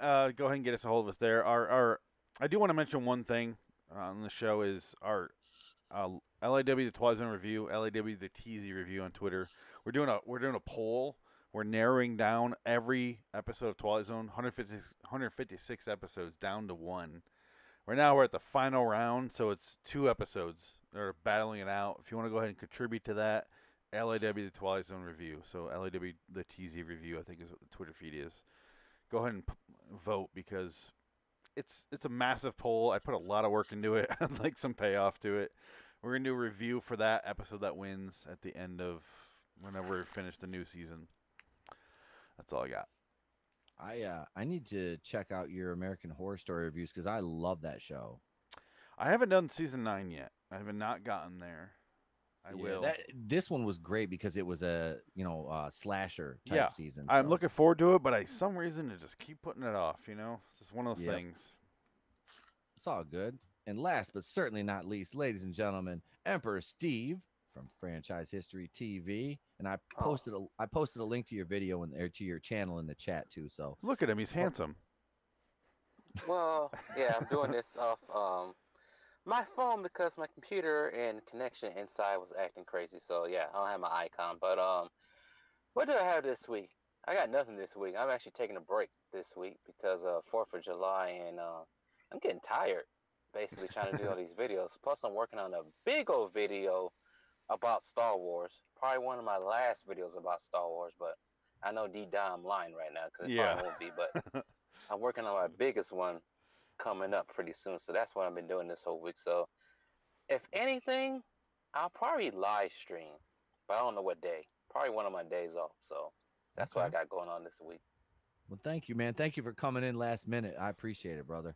Yeah, Tony fell off. So yep, he was having some issues with his connection and stuff, so he had to bounce. But yeah, and I was kind of, like I said, I was bummed Blur about to take off, but I do understand the having a small child thing. That's I understand. But I guess that's it, ladies and gents. I'd like to thank, everybody in the chat. Hey, Raiders Lost Flicks just showed up. Flair X, Keely Chow, Keely Chow is a super fan of the channel over here. He got him and Admiral Tiberius got sent a Place to Be Reviews care pack. Keely Chow won our first giveaway. He got a vintage, still in the package, NWO Wolfpack flag, Place to Be Reviews sticker, and a Pete Daddy Dollar wrestling trading card, which ain't worth the paper it's printed on, but it's me, it's P double D, back when I used to be fit, not fat.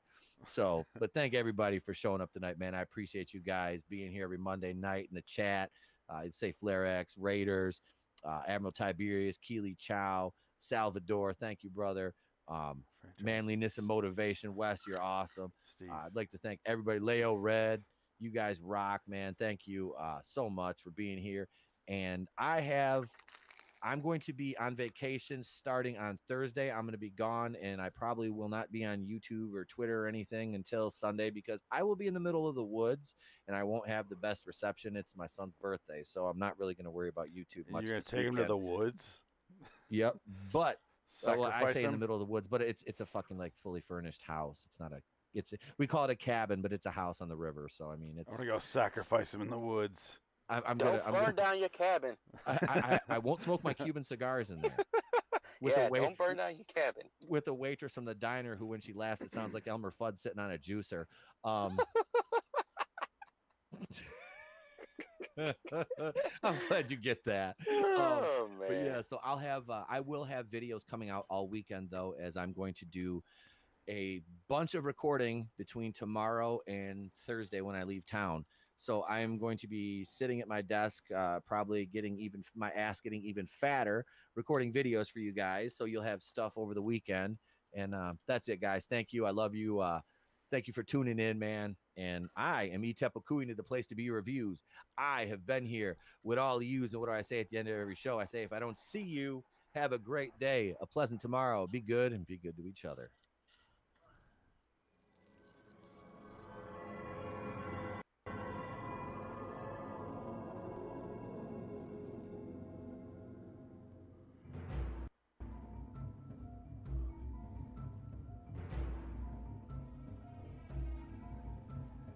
Not the Twilight Zone. Can you guys hear me? Oh, hey. There we go. I'm still recording at my end. Let me stop it. Oh, hi. Oh, hi, Mark. Oh, shit.